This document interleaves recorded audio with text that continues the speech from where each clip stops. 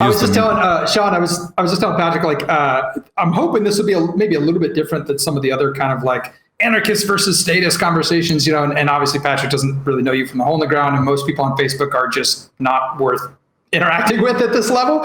So I was just preempting the conversation a little bit with, you know, our story, how I've known you for a long time, how, you know, we even kind of did like a Bitcoin, Tennessee Bitcoin Alliance nonprofit thing back in the day, 2013, 2014, whatever year that was. And I've just deeply respect the way your mind works, the way you think about things. And you've been, you know, strongly, if not highly libertarian, you know, full on voluntarist, maybe not anarchist, but certainly of the people I've known, you know, deeply in that camp.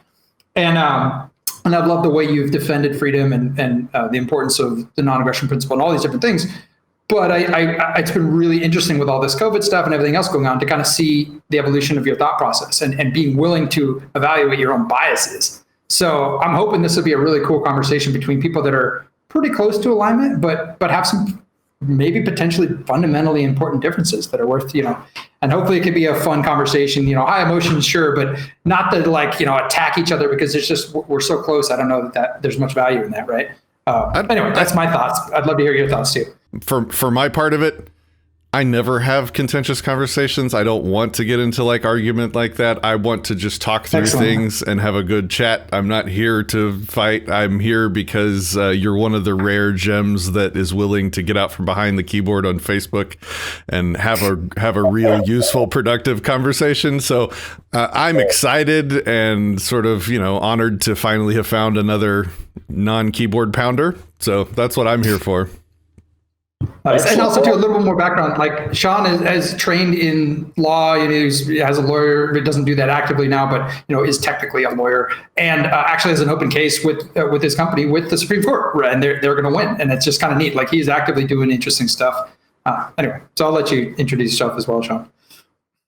Well, no, I think that's great. Thank you for that. And yeah, I really just enjoy good conversation, as Luke knows. Luke and I have spent hours and hours just batting things around, and I always learn things. You know, and I do have a very strong sort of libertarian mindset and voluntarist. And you know, Luke, you posed a question on Facebook that I didn't ignore. I just didn't have a chance to get back to it. I've been overwhelmed with other things, and you know, that was whether or not, you know, fear related to SARS-CoV-2 or COVID was in any way, you know, changing my perspective. And I don't think it's fear.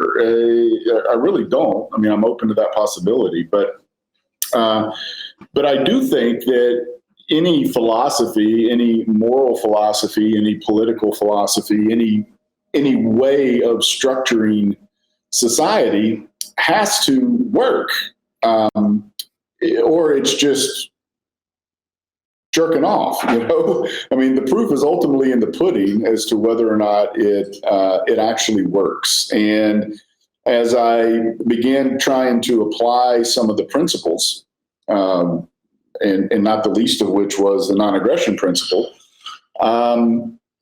it just became clear that, you know, a lot of people, in my opinion, haven't thought through a lot of the perspectives, and they particularly haven't dealt with the element of uncertainty and how uncertainties get resolved, and the importance of resolving uncertainty. I think they also haven't really dealt satisfactorily with the concept of agency. And by agency, I'm using the legal term there, where you appoint, you know, an agent, somebody else to act on your behalf, a real estate agent, or you know, any other various ways in which people appoint agents to do work on their behalf. And you know, they're in the voluntarist community and the anarchist community, there's just this really strong, I think, bias that well, everybody should just do the work themselves. And to me, that doesn't work. I mean, we are a specialist society. We have specialists in various other, in every realm. And the idea that we're not going to have specialists at interpreting laws, or specialists at applying laws, or specialists at enforcing consensus just seems kind of silly to me. It seems a little childish to think that we're all just going to walk around and enforce our own consensus however we want to see fit. And then the third thing that I felt like hadn't been adequately addressed in some of these conversations is this idea of consensus. Ultimately, I think we are, unless we're going to go all be hermits, or unless we're just going to die in a blaze of glory, we are ultimately accountable to consensus. And as somebody who's really strongly individually minded, who doesn't like to be beholden to other people's viewpoints, especially when I disagree with them, that's a hard pill for me to swallow. But ultimately, I think consensus means something. Consensus is ultimately how these matters get resolved. And if you can't persuade enough people to get behind your particular worldview, then you're just going to be living under a rock, or you're just going to die in a blaze of glory. But you're not going to have any real significance in the world. First of all, I'll say that I want to describe my agreement with you, but I want to do it without insulting fellow voluntarists. So the nature of the more rare worldviews is that it's the damaged people that will arrive at them first, because they're the ones that have been harmed in some way and given reason to question the status quo. So it makes sense that the first voluntarists, the first people to reject the government, will be the ones that are damaged by it, or have had rough lives, or have had something in their life that was harmful enough that caused them to question literally everything around them.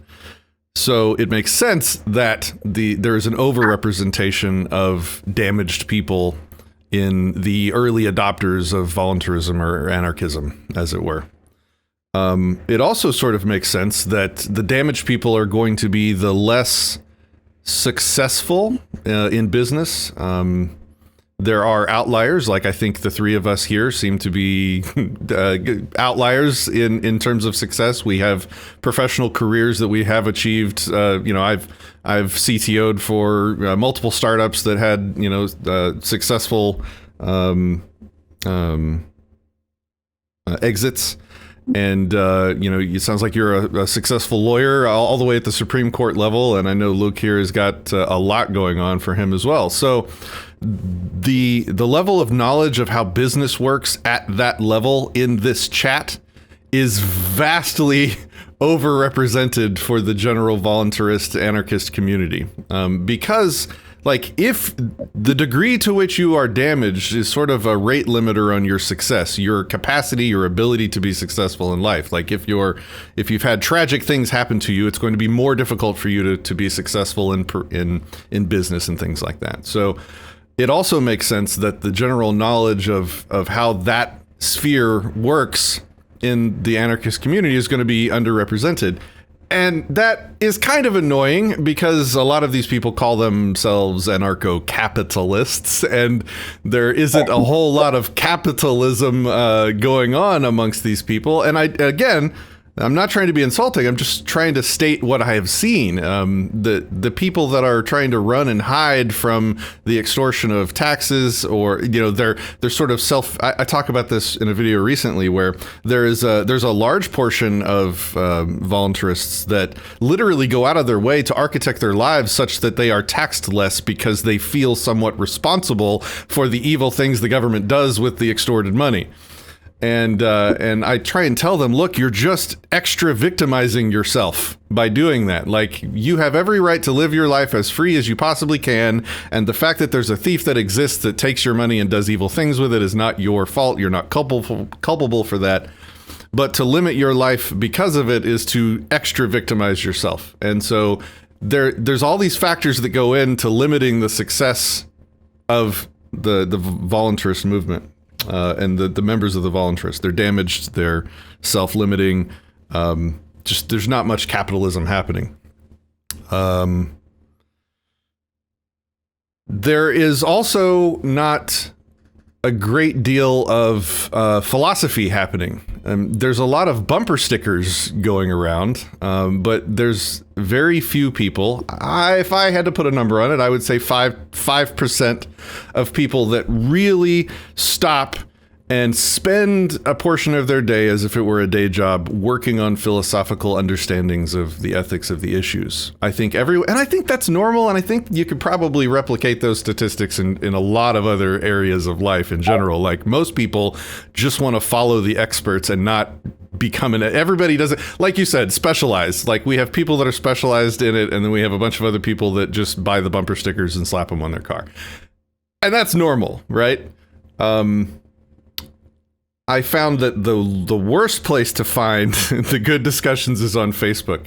And I see you writing really long posts with some really good information and arguments in them, and I enjoy reading them. You've probably also been annoyed by my lack of engagement with you on Facebook, just because I've been burned so many times. I have spewed forth hundreds of hours of my lifespan into keyboard pounding on Facebook and literally gotten nothing out of it. And so I just really don't do it anymore. I invite people here to chat. Well, I appreciate the invitation. I really, really do, more than you know. And I appreciate what dialogue we have had on Facebook. I think you have been by far one of the more clear thinking and I could tell from, I didn't know much about you until what you just said, but I could tell that you obviously had some practical worldly business experience and capitalist experience, for example, that I think a great many that I get involved in dialoguing with quite simply just don't have. And that makes a huge difference. And I think the engineering aspect of my day job, so to speak, helps me quite a bit in areas of philosophy, because when we're trying to dissect objective ethics, then if we are successful at that, then we will be able to distill ethics down to equations that work the same way in all circumstances and all times and places. And it's a very engineering-like study. It's not subjective and feely and emotions-based like a lot of other people try and make it. So I think we're all somewhat of engineers on this call, right?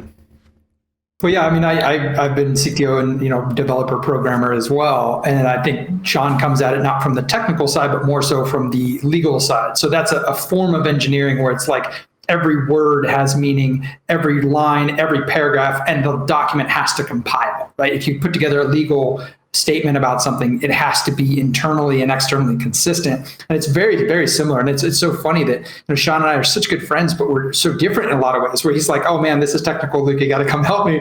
Whereas like I come to him and be like, Shawn, it's a bunch of legal gobbledygook, I can't understand any of it. And he's like, oh man, no worries, this makes perfect sense to me. So we complement each other really well. But I think it's like the underlying core of the way our brains want to be less wrong, because like we've been there coding, and you miss a semicolon and the whole thing doesn't work and you're frustrated, and you know that there's an answer. If you were just a little bit less wrong, you'd have something more effective. And I think the same goes for what I'm starting to learn about legal stuff. I'm in situations now where I'm dealing a lot more with contracts and legal situations. And I'm realizing like each one of these things are very specifically purposed. And if it's, if you miss the point of one little thing, you can screw yourself. It's just like that, code not compiling correctly. So yeah, I love that mindset. I think it creates an opportunity to have a conversation about something that would otherwise be super emotional. Like, oh, you disagree with me, so you must be like completely immoral and you must be a murderer and you must want children to die because you believe in, the evil statists who are just, democide 260 million people dead. Like I talk about this stuff all the time. But I think you can flip that narrative completely on its head and say, well, you must want people to die because you don't realize how dangerous it would be without government. And then it becomes this pointless conversation. We don't actually gain much new information, and you're still as wrong as you were when you started, right? You're a murderer. No, you're a murderer. So I don't feel like I addressed your specialization point very well. I just finished a live stream 2 days ago where I spent 30 minutes describing how the typical political and financial big business interest in perverting the justice system was a problem, and how it wouldn't be a problem in a free society because of how, we'd have dispute resolution organizations and competing courts, and all of these institutions would have things like board of directors, because having a board of directors is a very natural, desired requirement to achieve any level of investment from anyone. You have to have oversight and organizational structures in place, and there's a lot of time and effort put into making sure that things are sound investments, and all that would certainly be the case for any court or any dispute resolution organization. They would have, their specialists, and I was talking about most people in the video, I was talking about most people, if they had their bicycle stolen, they wouldn't go grab their gun and go start hunting the guy down. They would call their insurance company and report it as a loss, and they would take the $150 check and go buy a new bicycle. And they would let the insurance company or the DRO go and do the legwork of catching the criminal, or maybe not. Maybe it's probably not worth $150 to take that risk to life and safety of their employees. But, certainly, absolutely. Go ahead. Yeah. That's a great point. I had someone steal my American Express card number, and they ran up $38,000 worth of charges. I didn't grab a gun and gun them down. I even figured out who it was. I just called American Express, and they handled it, and then they took it up and filed the appropriate police reports. And maybe I'll get called to testify someday, or maybe I won't. But yeah, it's exactly the way that the typical person's going to respond in a situation like that. Yeah, I had a similar situation. I think it was like $2,200, and it got down to like $1,100. And it was, some website that I bought some wine from, and they got hacked, and I lost some money. And I did actually have to go and file the report, with the police and all that. But it's an interesting thing now, so many years later, with a different mindset, much more of a voluntarist, and have been labeled an anarchist as well. Like, would I have done that situation differently? What would that even look like? And your point about the $150 bicycle is kind of an interesting one, because some might say, well, without the law, without this, Hobbesian Leviathan to come in, and this fear that, they're going to get shot by these, crazy enforcers of the state, then those type of crimes would happen more often, right? Because it's just not worth the insurance company for $150, and they'll just bump up the price in your premiums. And now, you're basically subsidizing the crime, because, the crime's going to increase, whatever you incentivize, you get more of that type of a perspective. And I don't want to get too far off track, but I think one of the things that interests me the most about the dialogue that we started having on Facebook was kind of an analysis of the NAP itself as kind of one of the core foundational principles that makes anarchism and voluntarism either work or not work. And I feel like that was one of the most interesting teasing apart of, because I certainly don't want to hang my hat on a moral philosophy and claim it's a universally preferred behavior of some type, and then basically repeat what history has done with other philosophies that miserably failed and ended up at the deaths of millions of people. Because they're like, oh, we're just morally superior to everyone else. If you just understood how great communism was, then everything would be great. And it's kind of like, I certainly don't want to be in that perspective where it's like millions of people go, yeah, all right, anarchism, let's try it. And then all of a sudden we're like, oh crap, a bunch of people are dying. I guess we're responsible for that. Shoot, maybe we didn't do the hard work of philosophy, first. Agreed. So yeah. Where would you like to take the conversation? I'll go wherever you like. Well, I think Luke probably just teed it up great with the non-aggression principle, right? Let's start there. I mean, first of all, I think there's a distinction between, voluntarists, anarchists, and the non-aggression principle. I mean, there are, I think, voluntarists, anarchists who wouldn't necessarily agree with the non-aggression principle. I think they're the more sociopathic, psychopathic. All that matters is, what's in it for me, and morality is just, what makes me feel good at the moment. But I do think that the larger group, thankfully, at least in name, offers up the non-aggression principle as kind of like the foundational bedrock of the philosophy about what keeps it from being just purely, raping, pillaging, stealing, whatever I need to make myself feel good in the moment. And it seems so simple when you hear it phrased, and it makes perfect sense. The challenge comes when you start to apply it, because as with anything in law, when you start to apply a rule, you have to define its terms first, right? So what is aggression? What is a peaceful person? if you're not supposed to use aggression against a peaceful person and somebody is acting very recklessly, not intentionally trying to kill somebody, not intentionally trying to hurt somebody, but acting very, very recklessly in a way that should they do it long enough, somebody's going to get hurt. Is that a peaceful person? And at what point do they stop being peaceful? Do we have to wait till somebody actually gets killed or injured before we decide they're no longer behaving peacefully? And you can take that sort of big picture and you can drill it down to specific examples: drunk driver, or someone who's infected with a very contagious, potentially deadly disease. I mean, maybe this particular virus that we're all dealing with at the moment isn't quite the threat that we thought it was. I'm still not convinced that's the case, but let's assume it is. Doesn't mean another one's not going to come along that is everything that we feared. And so when you have someone who assume they know they're infected with the virus, and yet they refuse to quarantine, at what point are they no longer a peaceful person? And you have to be able to draw those lines, and you have to have a system, a methodology for drawing those lines, other than I'm going to draw it where I want, you draw it where you want, and if we disagree, whoever's got the bigger gun wins. Because I'm going to perceive you as attacking me. If I'm the affected guy and I feel like I have a right to go spew my germs everywhere, and you're the guy who thinks, no, I'm no longer being peaceful, and you now have a right to intervene, how does that get resolved in a way that doesn't promote violence? I jokingly said on Facebook that I'm kin to the Hatfields and McCoys, and I am distantly. That's a feud that ran in a somewhat lawless region of Kentucky and West Virginia for generations, where people behaved in exactly that manner. And, resolving disputes in that way didn't promote peace. It didn't promote nonviolence. It has, in some ways, the exact opposite. So until we define the terms, until we define what's an act of aggression or what's an attack, until we define what's being peaceful and what's not, throwing out the non-aggression principle as an answer to life's dilemmas it's useless. It's just talk. One of the things, before you respond, if you wouldn't mind, one of the things that go ahead, because I've got like an hour's worth of rant stored up after that. So go ahead. One of the things that I've really respected and appreciated has been Larkin Rose's response that I interpret as, what would you do? It's this idea of the process of coming to consensus, which I think I tend to agree with you, Shawn, about.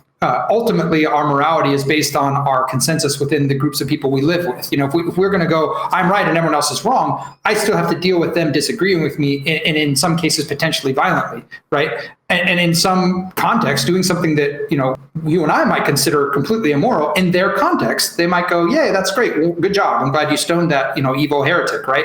In their community, they might call that moral, and that's a challenge for any kind of moral philosophy to figure out what level of relativism is there. But I've really liked Larkin's approach, where it's like, well, what would you do? And then through those conversations, where it's like, in an actual example, what would my neighbor do? And that tells me a lot about my neighbor. And through those individual kind of order out of chaos and individual interactions of individual conscious perceptions of what they would do, we essentially get consensus that comes and bubbles up. It's an emergent property, in my perspective, of individual conscious creatures that say, in that particular situation, I would do this. And I'd be willing to, hire this person to go do that on my behalf, or I would do it myself, or whatever. And then from there, I think we actually get the true version of morality and consensus that's always there. It's just potentially under the hood, or not represented well by elected officials or whatever. It's like, that's what people really think in the moment, and that's why I really like that answer. But it's not a system. It's not a legal code, right? It's a very chaotic thing, and you have to believe that there's order out of chaos that can happen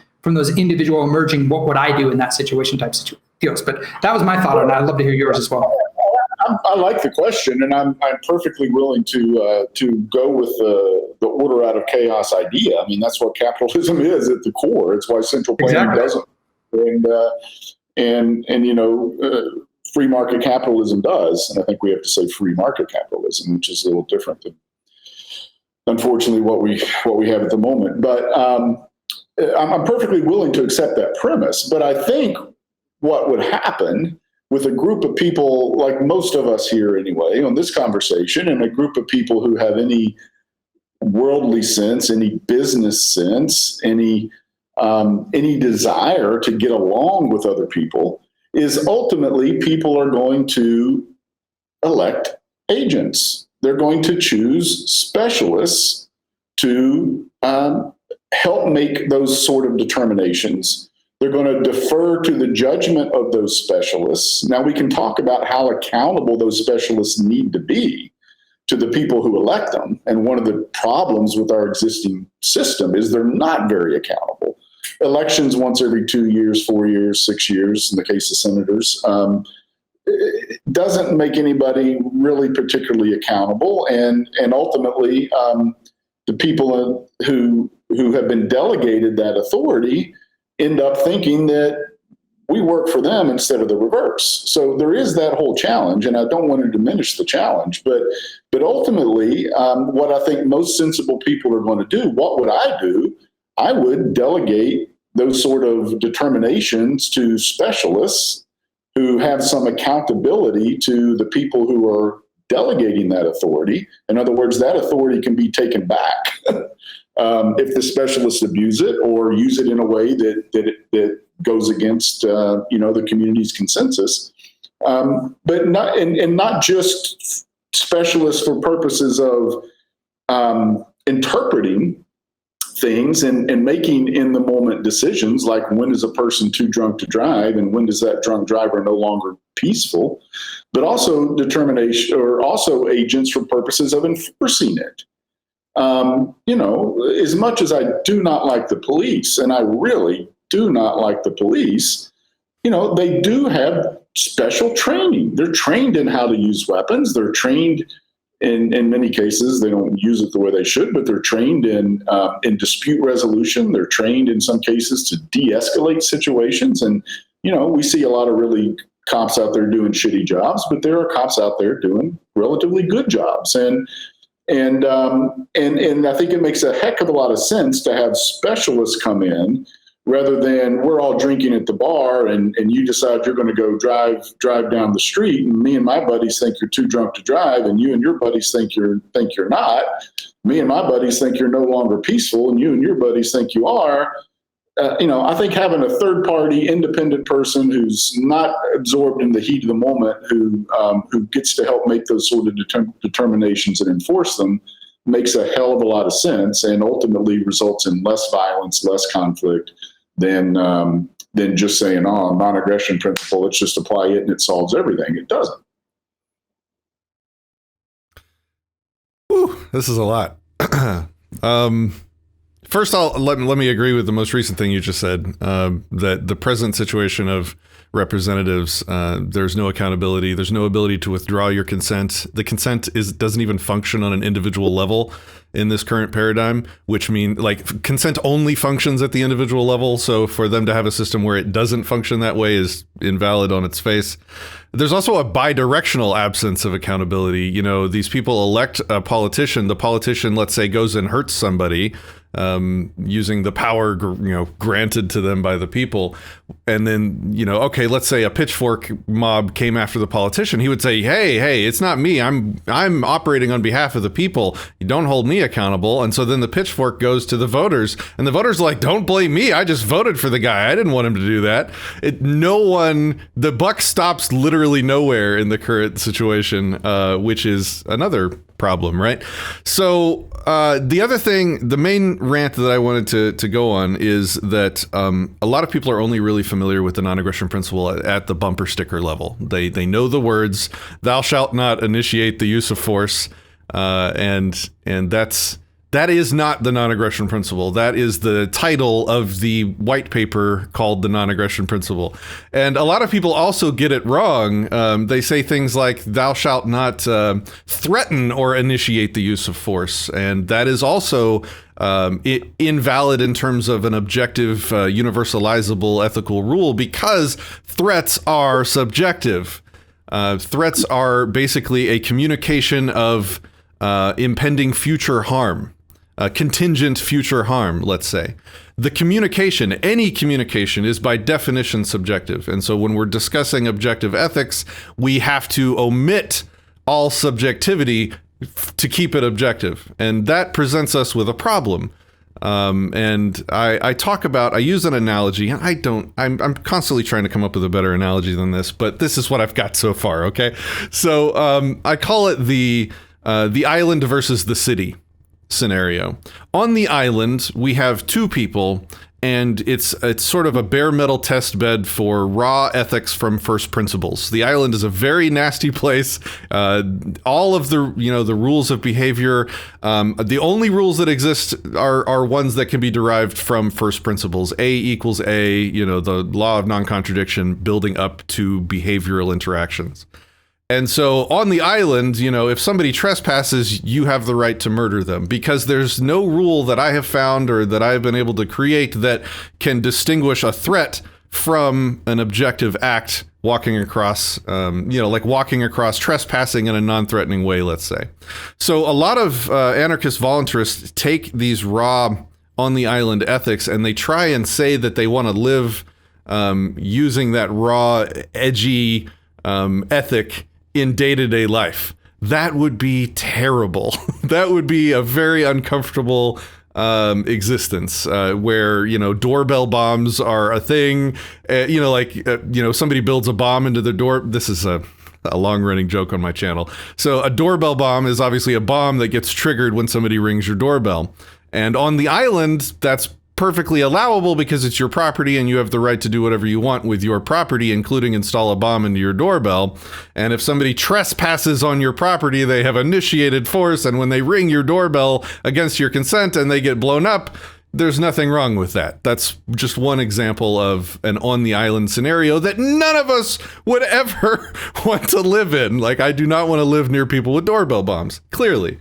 Now, the other part of that, I say there's the on the island and there's in the city. The in the city is when we take a bunch of voluntary consensual agreements and we build on top of this stuff to round off the edges of the fundamental universalizable ethics. And this is where threats get handled. What defines a threat? What constitutes a threat? What's the difference in the stuff that you brought up where we talk about what was it? Reckless behavior.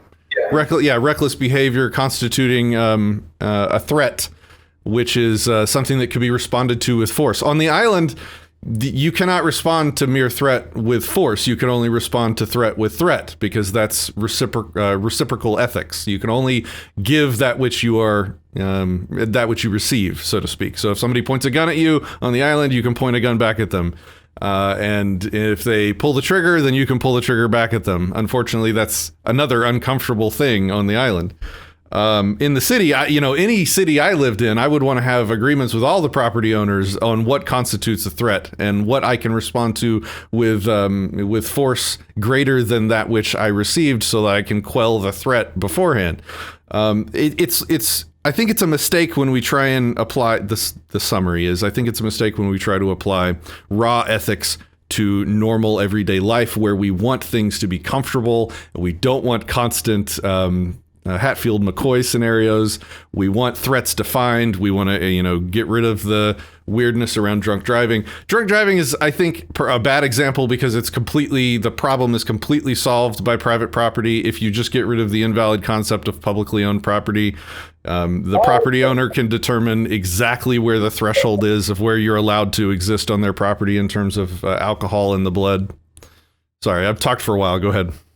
No. I don't think that it does. I mean, maybe we can come back to that, but I don't think that private property solves the drunk driving problem, at least not practically.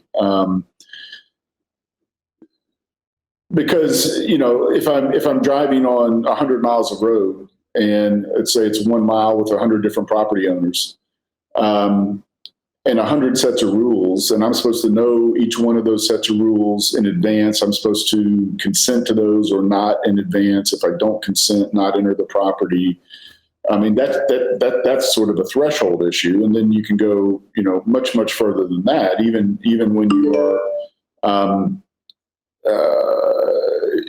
if the property owner himself defines threat in an objectively unreasonable way and says, for example, oh, well, black people tend to rape, pillage, and kill more often than whites do, in my opinion. So on my property, a black person's a threat, and they can be deemed to be non-peaceful, right? And therefore you can use force, proactive force, to restrain them or to remove them from the property or whatever. Is that reasonable? It's not. And so they can define, going back to definitions about who's a peaceful person and who's not, they can define peaceful or unpeaceful in such a way that on their property, the non-aggression principle doesn't even apply. And if we can define things in such a way that the non-aggression principle doesn't even apply just because we happen to own the property, then, So there were two things there. The first I wanted to talk about is, I don't know if you've heard the term coopertition. This is the best example of that is back in the day when text messaging was first coming out, and all the phone companies had their own internal mechanisms for facilitating text messaging, and there was almost no interoperability. Like, it was very expensive if you wanted to text somebody outside of AT&T, for example, if you were an AT&T customer. And the customers there was a demand that grew for being able to text anybody they want and not paying exorbitant fees. I mean, it's a text message, come on, right? And so these companies that are competitors and internally had different rules and different mechanisms for handling text messages had to cooperate to better serve their customers. They had to agree on an API, a mechanism of communication for text messages that matched, and so that everybody with a phone now can send a text message in exactly the same way, and it crosses the bounds of competition and competitors with no issues, because that is the customer demand. People aren't going to use AT&T if AT&T doesn't allow you to easily text message people on other carriers. The same example, it's an analogy for the roads. Like, people are not going to use your corporation's roads if you've got some wild, wacky set of rules that they find to be unsafe or inconvenient or a pain in the ass. And the board of directors of that company is going to freak out when they start seeing the loss of customers, and they're going to, snap in line and start cooperating with the people around them that they need to do for the purposes of maintaining their business's existence and to not lose shareholders, for example.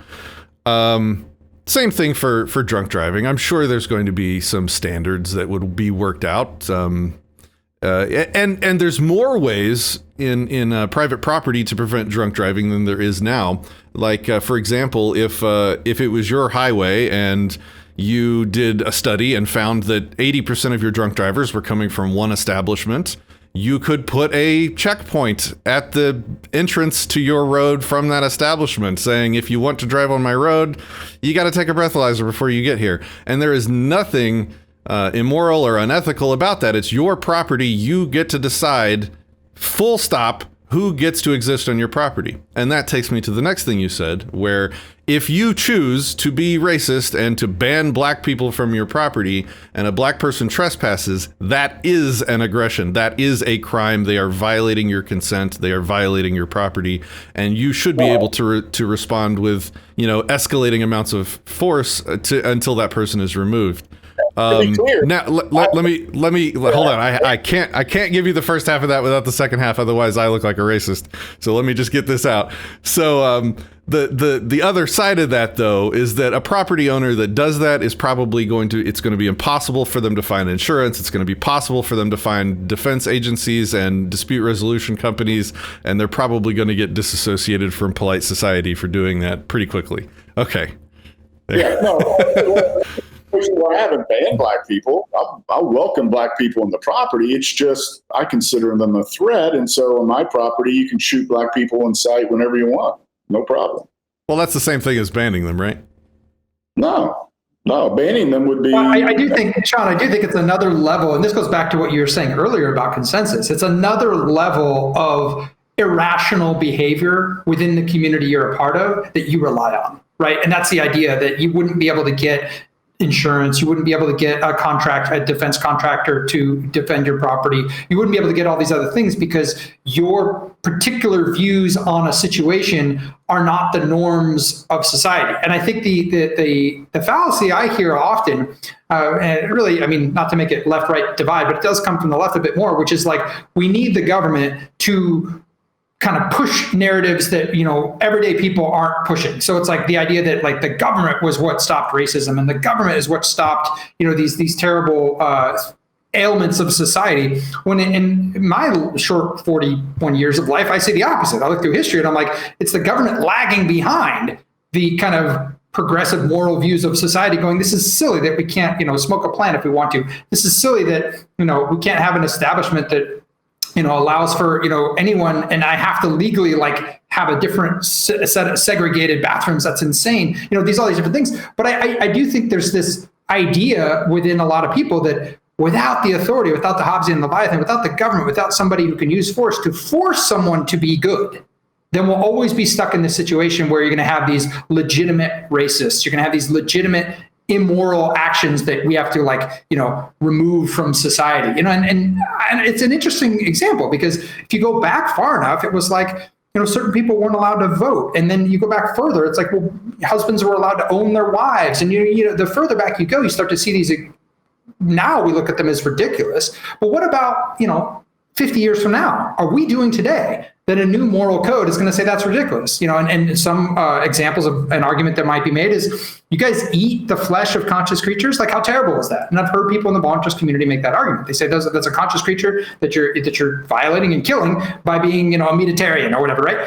It sounds somewhat absurd today, but in 50 years, maybe that'll be norms, and it'll be like, you were an immoral person if you ate meat. There's some people who believe that. So I think it touches into that consensus idea that you have to at least be within the realm of where society is today, or you're not going to have service providers meet your needs. I agree totally, right? And so some of those service providers that you just mentioned, for example, are you mentioned security details, right? Or people who are going to, guard your property, protect your property, or whatever. And when you engage those folks, two things are going to happen. Number one, you've got to communicate to them the rules of your property, right? Because they're going to be expected to guard your property, enforce those rules. Number two, you've got to, you're going to empower them. You're going to authorize them to enforce the rules. So you've got to communicate the rules, and you've got to authorize them to enforce the rules, right? Now, ultimately, when you do that, what do you have? You have an authority.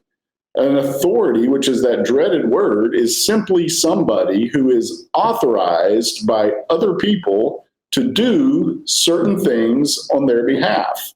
That is literally the definition of an authority. Now, when the Volitarian, the anarchist community uses the word authority, what they mean is dictator, right? But that's not what authority means under the law. Authority is somebody who is authorized to act on behalf of others. That's where authority and authorized have the same root word. So, you're just going to have to communicate to them. And at that point, they are an authority on your property. They're going to be making decisions in the moment. Is this person violating Shawn's rule, or is this person not violating Shawn's rule? And if they are violating Shawn's rule, then I'm going to take action to stop it, to prevent it, in accordance with whatever policies, my interpretation of whatever policies Shawn has put forth. So once you start getting to where you're having these delegatees, these authorized agents that you're approving to act on your behalf, you get to the issue of authority. And I could see Patrick shaking his head no a minute ago, so let me shut up and let Patrick kind of respond to that. But I don't see how you avoid authority. I can't hear you, I think Patrick. you're muted, Patrick. Your buttons aren't working. No, that's exactly what it is. My buttons aren't working. So they decided to run a wood chipper outside my house, so I try and keep myself muted so it doesn't bother everyone. They always wait until I record to do that. No, I shook my head, but then, I'll retract my head shaking because it sounds like you understand the distinction between a consensual and a non-consensual authority. And the authority that most anarchists rail against is the non-consensual kind. So if someone hires a security guard and grants them and passes and delegates their authority to police or to control their private property, then that is consensual authority and they have the right to do so on that property. The only other thing I wanted to mention in response to that is, if I can't imagine a business model where I did not have a standard set of rules that my security guards would enforce. And if a client came at me with some weird or dangerous or risk promoting set of rules that they wanted me to enforce for them on their property, I mean, I would either turn that contract down or I would charge them a crazy amount of money to cover all of the externalities that might be involved in non-standard rule sets that people might, that might cause conflict and put not only my company, but my employees in higher physical danger, right? Because I don't want to have my company's name on the conflict that's going to arise when some normal person walks onto their property to, let's say, go to their store, and then they get tripped up by some weird, stupid rule that causes a conflict. And then now my company, Now the patch for my company is on the YouTube video that the customer takes as they're getting forcibly evicted from the property. That's PR nightmare stuff. I don't know that a business model would actually function with any kind of crazy, outlandish, non-standard rules, at least not with a lot of consideration and insurance. And, I'd want signs all over the property so that the people entering would know. And there were all this. We can't philosophize midstream with this stuff. For these scenarios to exist in the real world, we have to apply all of our understanding of how business works, how liability works, how public relations works and marketing works, and actually try and see how that would function in a real society.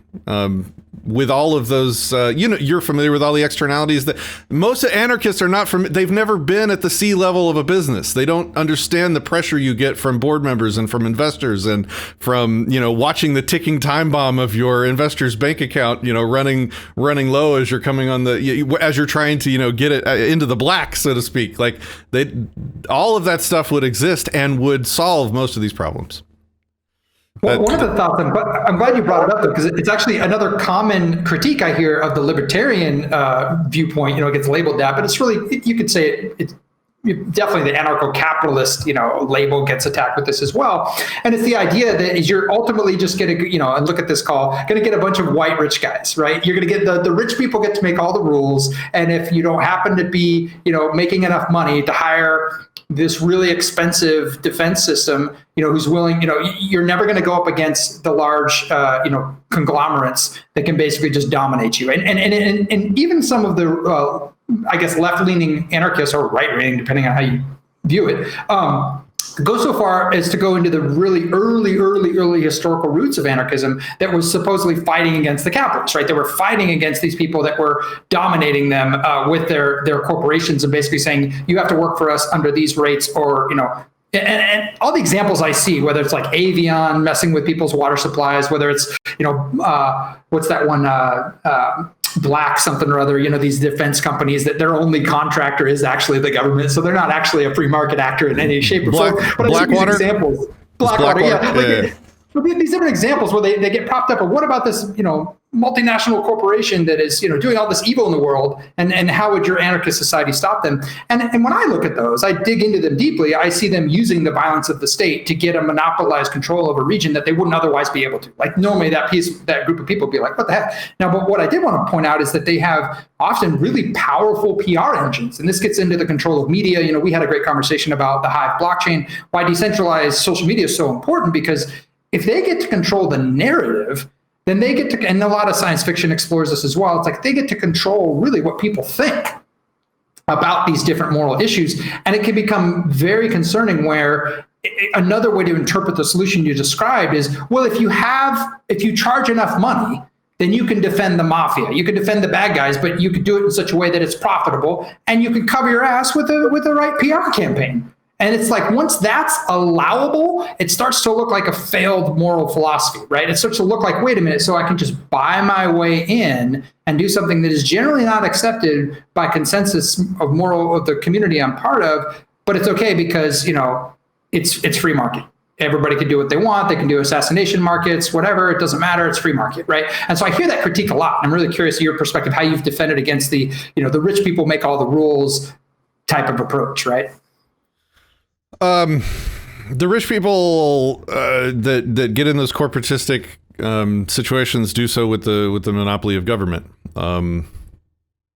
That's the only way you can, because the moment you become a bad actor is the moment you open up the market for a competition with yourself. And if in a free society, I would love nothing more than one of my competitors to start amassing a standing army. Like, I would run nonstop wall-to-wall ads on every media platform I could find, being like, look at what this guy's doing. You need to get away from him. Stop giving him your money. Come to us. We're the non-standing army defense company. And then the board of directors, obviously, for this large company would freak out, and they would immediately start again. Actually, back up. No, we're philosophizing in midstream here. Like, in a free society, you are going to be afraid of defense companies gaining this power. That is a natural, very logical, reasonable fear to have. And so that's going to be a demand in the market for, you have to assure me that there are protections in place, that there are mechanisms in place that will prevent you from being able to do that, at least without the general public's knowledge, before you get your first customer. And that would probably look like massive bonds set aside and agreements in place with audit companies to come in and watch your books and visit all of your properties, looking for any signs or evidence of standing armies being raised. And the moment one of these audit companies flagged you, well, they get the massive bond that you set aside. They win the bond because they caught you doing what they were contracted to watch you to prevent you from doing. Like, all of these mechanisms would need to be in place before I would give anybody my money. Certainly, I don't want to accidentally fund the next world military. Sorry, I heard you start talking in there. I just want to say, Shawn, that you're kind of it's like a 1v2 in this conversation. I just want to applaud you for having the conversation. I'm having a great time. I hope you are. Oh, that's great. I love this. As Luke knows, I could do this all day long. I think you're right, but I think where you're wrong is that in your example you gave with a competitor raising a standing army, right? I mean, just think of Star Wars, or just think of real life examples. I mean, they don't just the competitor's not going to say, "Yeah, we're raising a standing army." They're gonna obfuscate it. They're going to do all the same things that somebody else would do. They're going to hire public relations firms. They're going to do, and they're going to have plenty of money to do it, to change public opinion. They're going to be like Russia, trying to influence the election through disinformation and buying ads on Facebook and assassinating the character of the companies that are criticizing them for trying to raise a standing army. I mean, the idea that it's just going to be crystal clear that these guys are raising a standing army and these guys aren't, and we should work with the ones that aren't. I think that's just a naive fact pattern that's unlikely to play out in real life, which is where this idea of uncertainty starts to come in. And how do we resolve these sort of uncertainties? Every single person, and I'm not exaggerating, and I've had hundreds of these discussions about defense in a free society, every single person is worried about defense companies turning into governments and militaries. Every single person. That tells me that in a free society, every single consumer of defense company services will demand that there be a structure in place before they give them their money. This is not like some edge case that only us thinkers think about. Like, even the normies are worried about companies turning into militaries. So it's on the free market. It's on the defense companies to prove to me, to put the mechanisms in place to get my money. They have to put something in place that satisfies all of these fears and concerns that you're bringing up. You are the customer. You are in control of your money. You have to be satisfied. This brings up another great, well, maybe it's not great, but it's a common critique I hear of the NAP, saying that's all great as long as everyone was moral. And I think you may have made that mistake as well in what you just said, because it's like you're assuming the person who wants to hire the defense contractor wants to use them morally and is concerned that they're going to have too much power and influence over the society, when it might be the exact opposite. They're like, I'm looking for the most shady, Blackwater cut type, mofo who's going to grenade a grandma so I can make profit, right? And there might be people in the space that's like, obviously, I'm not going to have that be my PR campaign. But ultimately, I want the most ruthless person possible to destroy the competition so I can increase my bottom line. And I think that's the underlying fear that I hear about anarchism and voluntarism. It's like, without the good-natured government to protect us, we're just going to have lawlessness. It's going to be so scary. And I think it's not a completely unfounded concern when you look at other countries that have a breakdown in government. And again, the classic, if you don't like it, move to Somalia. And then you look at, it's actually government that causes problems in these war-torn areas more often than not. But it's just, there's still the idea of the multinational corporations, I think, is an interesting one. I don't know why I'm thinking of Avion right now, but I've heard a lot of bad PR about, how they're, taking water from certain areas and marking up the price in ridiculous ways. And it's directly harming the people there. But because those governments don't have a way to defend those people, and those people don't have a way to defend to themselves, then this multinational corporation can come in and they have the large brand entity that basically makes them look good, and they put out really wonderful videos that makes them look all nice, and they're your neighborhood water provider. So I'm curious again, how does this model defend against really bad actors that have a lot of money to make you think what they want about them? It's like the Edward Bernays type level of control over people's thought processes. I'm trying to do a quick Google. Maybe you can do it for me while I'm talking. I'm trying to figure out what Amazon's annual revenue is. But the Amazon army is actually the Amazon and Walmart army. Those do come up often, but they're like killing the local business and they can't defend themselves. Yeah.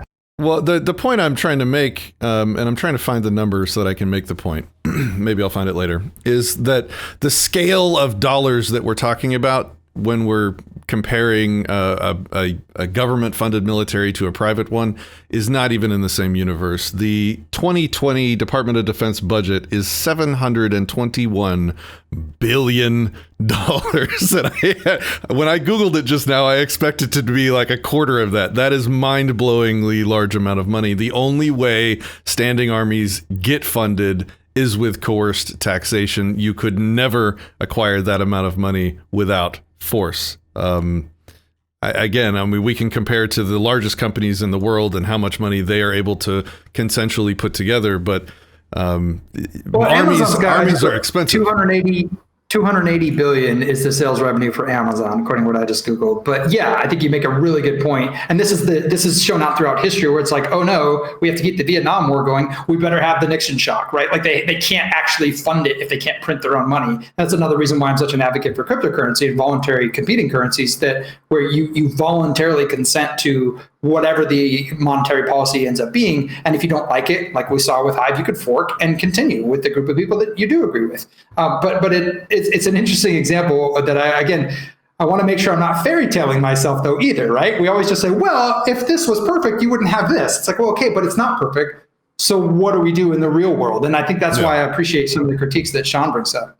No, totally. So like the number one, I have to imagine the number one PR war in defense companies is going to be around making people scared of companies, because that's such a ubiquitous, like every conversation I have is about defense companies is about this fear that they're going to grow too large and become militarized. And so I am sure that the ads run by all of them are just going to show the other companies as the violent, terrible, Nazi-esque, 1984-esque. I'm just picturing the ad campaigns that are going to be run. Like, go with us, the wholesome family defense company, and not those other guys that are like militarized and they show like people marching in ranks and stuff. Detroit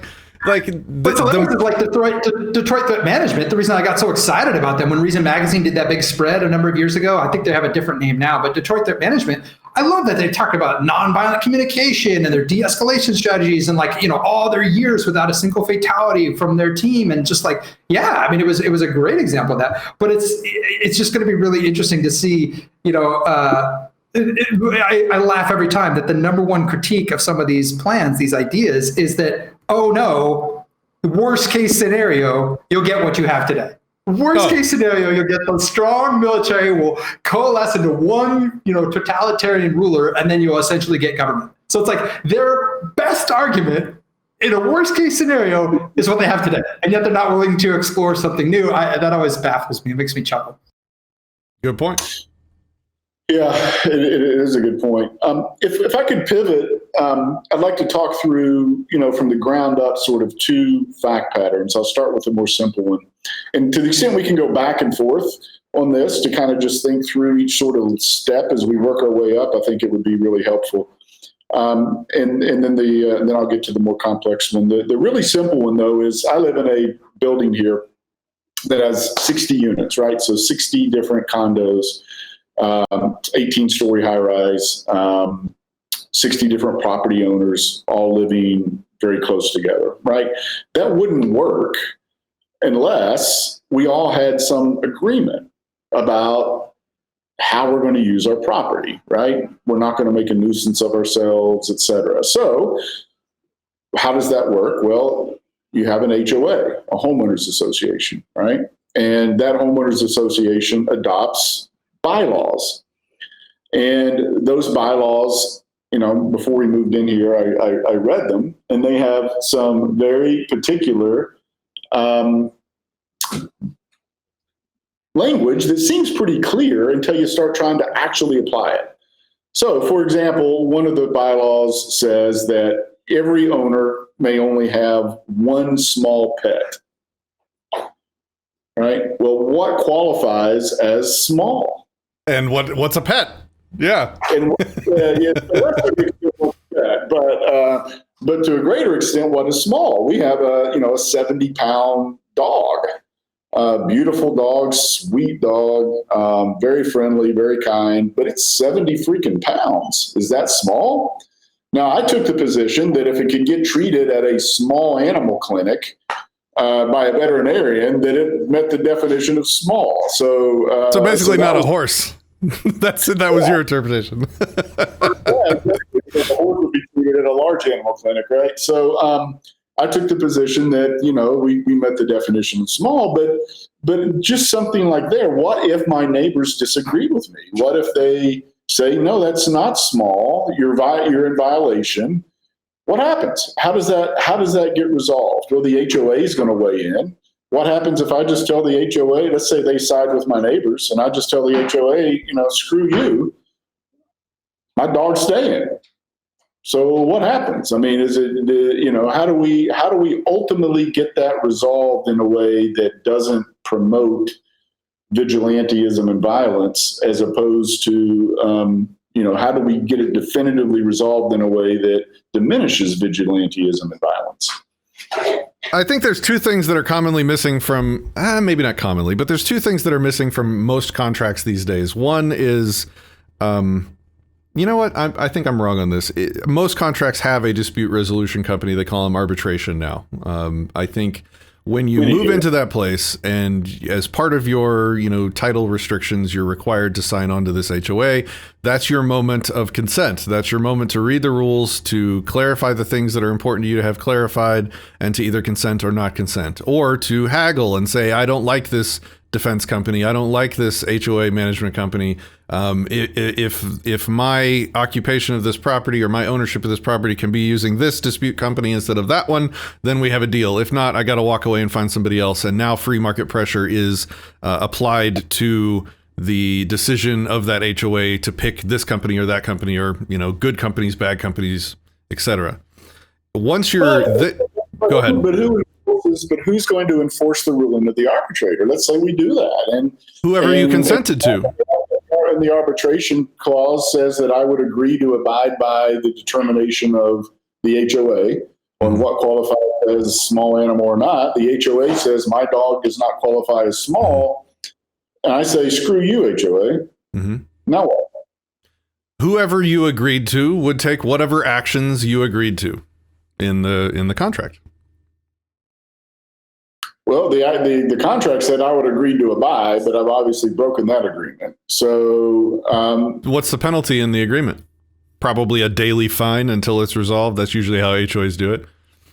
Yeah, it could be a daily fine, but how are they going to collect how are they going to collect the fine if I refuse to pay? I guess they could put a lien on my property, but that's only because the government allows them to put the lien on the property.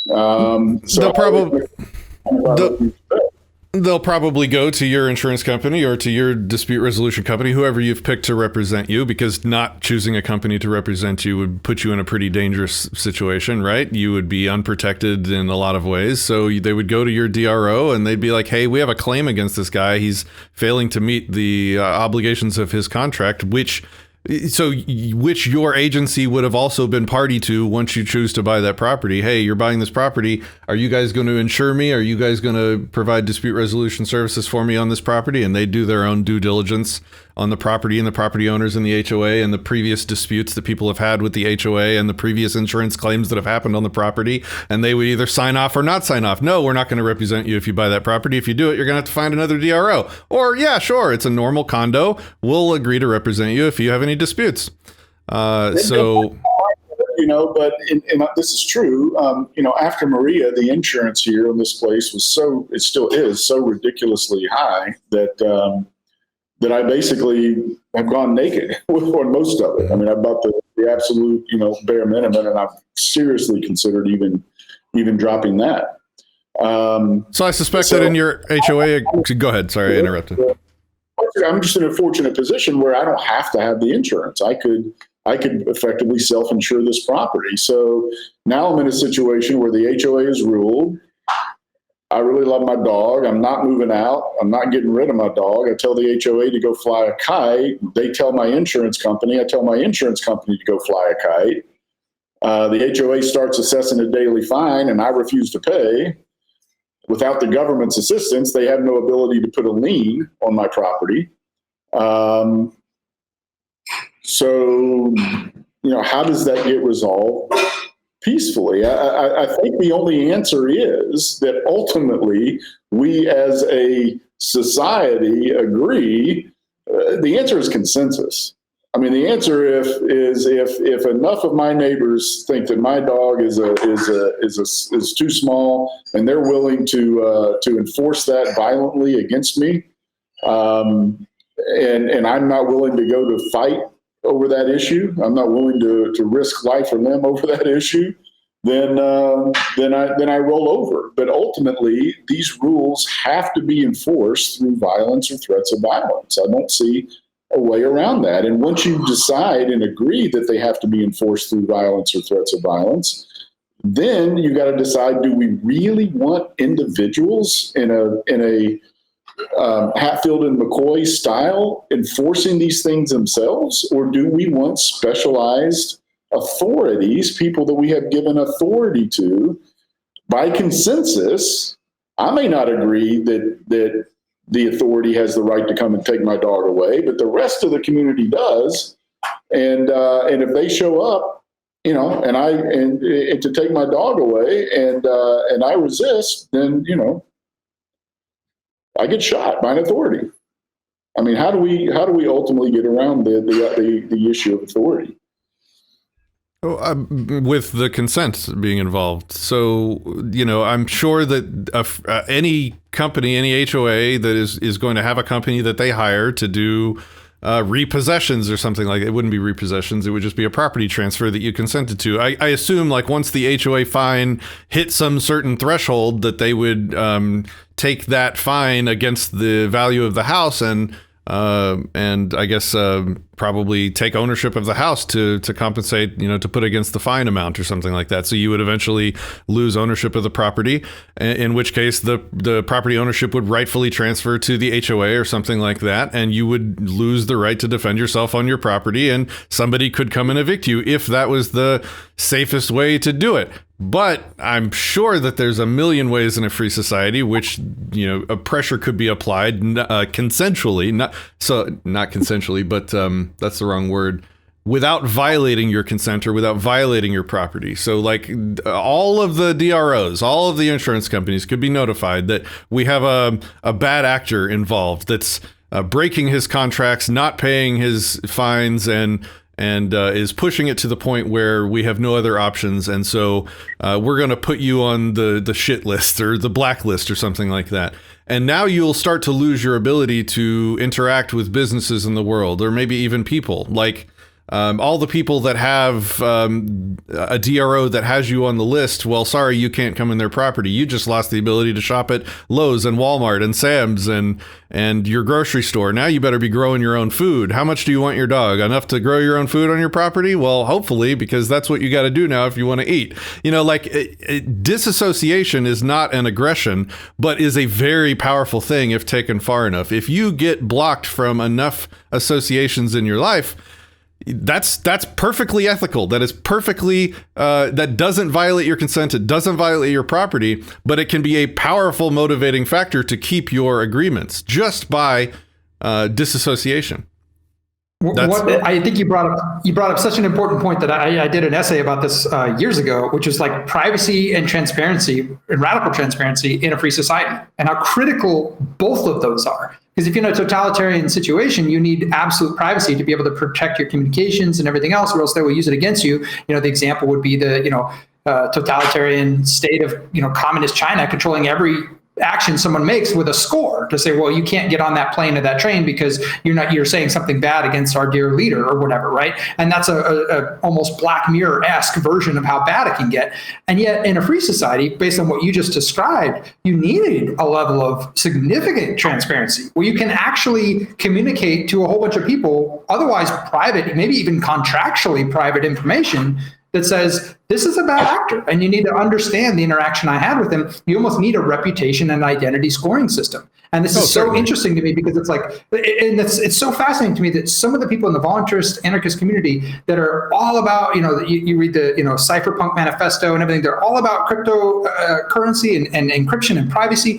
And then when I bring up the need for radical transparency, some of them, it's like a short just goes off in their brain and they're not realizing, oh, wait, we need everything to be radically transparent so I can actually know if I'm interacting with because otherwise right now it's like the reputation identity system is if someone's not in jail, then the government has decreed that they're a good citizen.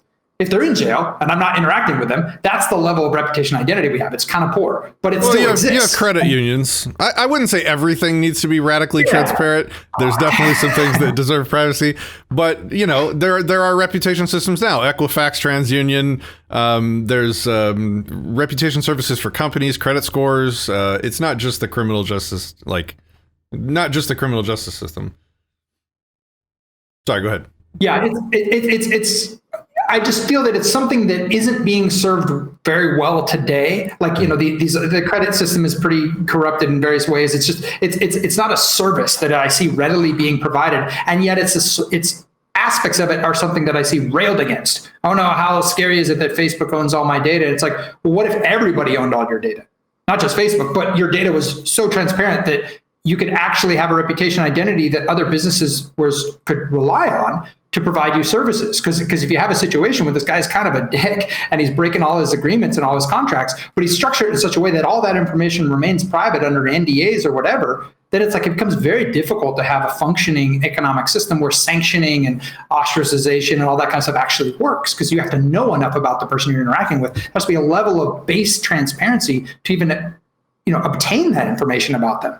Well, it goes back to that coopertition thing. Like, companies are going to share the data they need to operate as best they can. Sorry, go ahead. Yeah, no, I think you make a great point, which is, so often when I have these conversations with anarchist libertarians, they come up with answers that work, at the tribe of 70 people level. They work at numbers below the Dunbar level when everybody knows everybody, right? And you can shun, you can socially isolate, you can disengage, you can enforce consensus in relatively passive but highly effective ways. Once you get, above the Dunbar number, and especially when you're living in a city like San Juan, Puerto Rico, where I am, with millions of people in a relatively small geographic area, you've got to have, if you're going to use those more passive ways of enforcing consensus, you've got to have some sort of reputation system, some sort of transparency. And at that point, as soon as you bring that up, even if you try to emphasize that it could be built in a way that would be, even if you emphasize that it could be built in a way that would be relatively anonymous, right? Like an opt-in system that people could have with the virus, that Google and Apple are collaborating to create this supposedly anonymized way of letting you know whether or not you sat down in a restaurant next to somebody who 3 days later, proved to be infected. You've got to have that sort of transparency, that sort of reputation system, that sort of knowledge if you're going to have those passive. They're very effective, I agree. But if you're going to have those sort of passive sanctions work, you've got to have that. And that's when people start talking about tyranny and China's social, credit system and everything else. And so how we square that circle, I don't know, but it's got to be done. There's a lot of things that go from being very useful to very terrifying when you remove consent from them. And this is certainly one of those areas. I'm always trying to think of business ideas. And I mean, there's all kinds of, imagine like running a grocery store and you could get together with your DRO or insurance company. You could fill out a form with a bunch of checkboxes. I'm okay with serving people that have, committed minor crimes in the past, but no major, definitely nothing to do with, kids, nothing to do with violence, and you could just go down the list and pick the profile of customers you wanted to serve, which would affect what you could charge in both positive and negative ways, because your customer base would shop where they felt, safest versus how much they could afford, something like that. You could even have like a grocery store for like young adults or teenagers, so that the parents, while they're out working, their kids can safely go to the grocery store, because that grocery store has a profile that limits the people that would normally be a threat to that age group of kids, or something like I don't know. There's just a million ideas that I could come up with a very simple sort of reputation system. And as long as all of this is consensual, there is nothing unethical or anarcho-capitalistic about it, I guess. I love it, absolutely love it. But I'm challenged by it, because how would you know if you don't have a government conviction record? How would you know whether or not someone actually did these things they're accused of? I'm an owner in a yoga studio, and the yoga instructors do hands-on adjustments. They're putting their hands on customers and adjusting them in a yoga pose. Well, what happens if, and we have had this sort of similar thing before, someone who gets pissed at me for reasons that are completely unrelated to that decides to start making, and I don't do the adjustments, I'm not a yogi, that big of a yogi, but decides to, allege that our instructors are molesting customers, and they start putting that all over the news, and molesting children, God forbid, right? How would we, unless we have an official conviction of some sort that we can point to or not point to, how would we defend ourselves against that sort of thing in a reputation system? It sounds like you have found a market hole that you should start a company in a free society to figure out how to maybe apply blockchain technology to, have some kind of proof of historical activity or proof of loss in some kind of court system. Like have that on somebody's record, and maybe it falls off after X amount of time, whatever's agreed on, maybe the insurance company of the yoga place will see that as a risk because one of their teachers, one of their yogis in some establishment had this happen to them. And so as a condition of continuing to do business with all the other yoga places, they require cameras to be installed.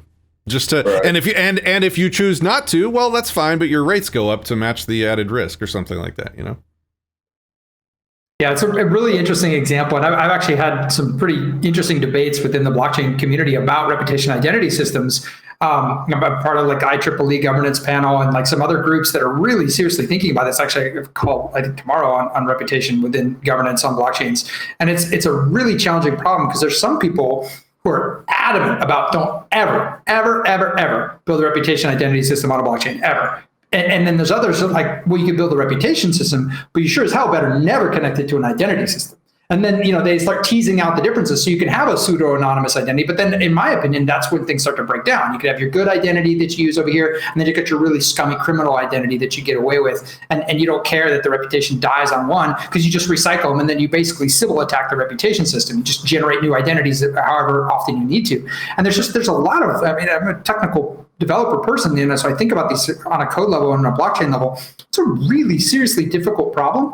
And it is, I feel like it's one of those hand wavy things that anarchists do. They're like, oh, we'll just solve it with this mythical thing that's never existed before. It's like, I've yet to see a ubiquitous and easily accessible system that can do this other than blockchain, right? I mean, without a government saying, you all need to do it this way. This is the API. This is the standard. This is the thing. There is no consent. You just have to do it. We're the monopoly. You disagree with us, take it up with the guns, right? Like, it's just good luck, right? Or you don't like it, move to somewhere else.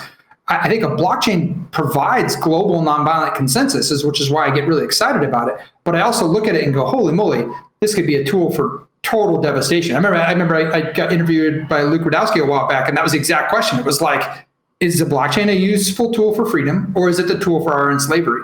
And it was talking about the China, that was back when that was first coming out. And it's like, even now, it's still an unresolved question in my mind, because one characteristic of a blockchain is it's immutable. It's mutable. You can never put data on a blockchain and just delete it. Like, it's a block log, it's immutable. It's like a gun and many other tools. It's how you use it. There's no inherent good or evil or anything about it. It's just a tool. Hey, but and that was the exact answer I gave. It's a great point, good. though. Then we agree. Fist bump. Get back to the conversation about, what is an attack and what isn't a peaceful person and what is aggression. Let's suppose that I just slander the fuck out of you, right? I mean, let's just suppose that I call you a child molester, and you saw some of the stuff the social justice warriors Luke did to me back in the day. Oh my gosh, it was they were accusing him of things that happened to them, saying it's your fault that this happened to me 10 years ago, and I'm just sitting there going, the level of irrationality. But they were just unfortunately so hurt, they were so in pain that they didn't want to be shown that. And it was really, and similar things have happened. It's just sad that some people feel like they can justifiably attack someone's character without actually knowing them at all. And I'm sitting there going, I've known Shawn for years. Everything you're saying about him is ludicrous if you actually knew him, but they're attacking a caricature of him, a version of what harmed them they see in another person, and then they attack it. And it can be devastating for your business, for your reputation, for so many other things. My buttons don't work. I have a meme for this. Hold on. I have a recourse, right? I can actually sue for slander or for libel, and I can have, if they can't prove their case, I can actually get a judgment against them that penalizes them for having destroyed my reputation incorrectly and wrongly. How would that even work in a private system? I mean, they're supposed to have consented in advance that if they happen to slander Shawn King, that Tribunal X is going to hear the case and Tribunal X is going to rule, and then enforcers Y and Z are going to come and take money from their checking account and give it to Shawn as a penalty. I mean, that doesn't seem to work. It just seems kind of pie in the sky, but maybe I'm just being blind. Well, there seems to be a number of people that are concerned about things like slander and libel and stuff like that. So it stands to reason that DROs would provide dispute resolution services for that. And probably to opt into that system, you would have to sign the agreement that says you won't do those things, which would be, pretty reciprocal and understandable thing to do. You want to opt into the libel and slander thing. And so the people that opt into that don't do the slandering and don't do the libeling, and also, will have a claim against you based on your contractual agreements if you choose to do those things. And if you wanted to control your associations with people that didn't sign up for that level of, let's say modern societal sophistication, then you could definitely do that. And people would maybe lose business or lose associations, or, they would suffer the negative consequences of not being part of that system. And so you would consent in advance that if Tribunal X ruled, you guys still there? Yeah, I'm here. You're good. You appeared off my screen. Hold on.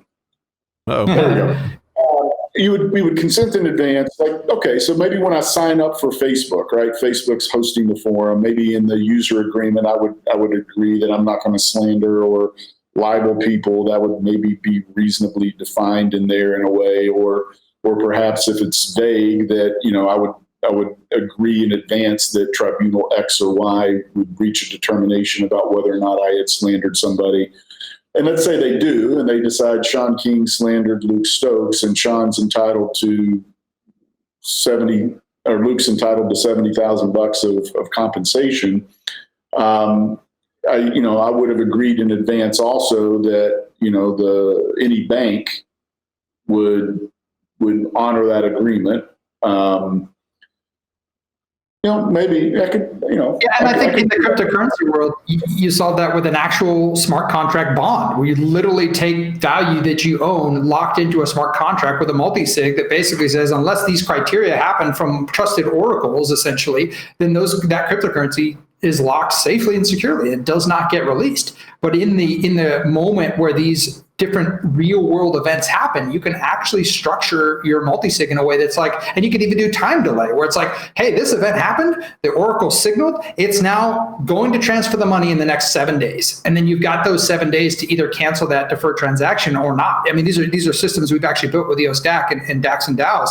Like, you can do these type of things with really, really sophisticated smart bonds, and in a way that in that, arbitration period, if they don't figure it out, the person's going to get the money. If they do, they're able to cancel a deferred transaction before it executes, and then they can renegotiate or reinitiate that transaction. So I think there's some really amazing concepts of programmable money that just our entire society has not really come awake to yet. Like, you can restructure so many things about our motivational systems that are based on economic incentives when you have programmable money, that it can actually be designed, the contracts can be designed into the actual value itself in a way that is transparent, immutable, and available for everyone to understand. I'm also thinking about the reputation side of that. So, like, let's say like news agencies, you would be able to have a list of news agencies that signed on to not be libelous. And I think libel is the written one, right? Let's pretend it is.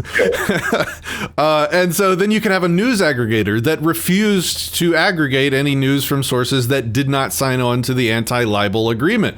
So that, because we don't want any of those disreputable, unprofessional people that are okay with libel to be on our news aggregator. Like, and that would be a market negative for companies that didn't do it. I'm just wargaming the ideas of this stuff. Yeah. It's an interesting point in that in a lot of these examples, there's a thing. Like, even there in that example you gave, there was the thing that they were supposed to agree to be reputable within the industry. And it would be interesting to see the marketplace provide those standards. It's actually a bit challenging to come up with universally accepted standards in a marketplace without the centralized monopoly control or some federal agency or some group that says, this is the standard that we all developed. And whether you not like it or not, if you want to play ball, you have to abide by this standard. I'm on different groups trying to develop standards outside of a government regulatory force, and it's a bit chaotic. I mean, it's you have to let the market decide, and that might not be the most efficient way to do things, but I certainly think it's the most evolutionary, stable, and resilient process of how to do things. So it sounds to me like Patrick's arguing, at least, that that consent is the magic bullet, and maybe he's right.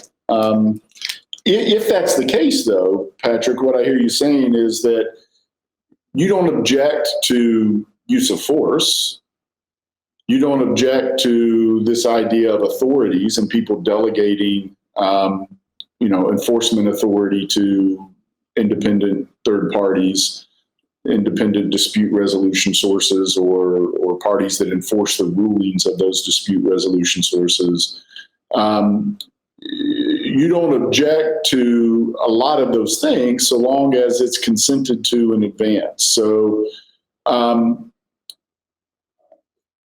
if all the property owners in a given geographic area, let's say it's here in Condado, San Juan, a community of several blocks long by several blocks wide in San Juan, got together and kind of agreed to the same set of rules, right? That they're all going to apply on their property for purposes of promoting a common standard where people don't feel feel like they can walk from one restaurant to another and have a common set of rules without having to spend 30 minutes reading the rules for each restaurant. If they did that, sounds to me like you wouldn't have any sort of objection to that sort of structure. So your biggest objection, as I understand it, to the current system is just that you're born into it. That no American alive today consented to the Constitution. We simply were born into it and are subjected to it because somebody hundreds of years ago did consent to it. So is that basically the gist of it? In your view, any system that's structured upon consent, the NAP is really kind of out the window. We don't really need the NAP anymore. The NAP is replaced by this idea of consent. Is that fair? And if so, can consent be irrevocably given? Is it fair for me to irrevocably agree to certain things, or must I always be eligible and able to withdraw my consent? Why can't I contract now to irrevocably agree that now and forevermore ABC Dispute Resolution Service and XYZ enforcers will be the people for me? You ask fantastic questions, and so I'm really enjoying this conversation. So I would say no. The only thing that's wrong with the current government paradigm is not just consent, it's also all the murder. But I mean, I guess that's consent too. So yeah, maybe it is all consent. No, consent is morality. And the NAP is a bumper sticker commoner's version of that. It just talks about consent, the initiation of force, the doing something against somebody else against their consent. It's kind of all ways of saying the same thing. Would you disagree with that before I continue? I think I agree. So the next thing you said was, withdraw. I think the next one was withdrawing of consent. Let me know if I missed anything you want me to comment on. Yes, you absolutely have the ability to withdraw your consent, and the language in whatever contract you signed needs to handle that eventuality, because if you have not agreed to any penalties when you withdraw yourself from the contract, then there are no penalties when you withdraw yourself from the contract. And if you do agree to penalties, then those penalties apply, at which time you withdraw your consent. I don't know if have you read Lysander Spooner, No Treason? No.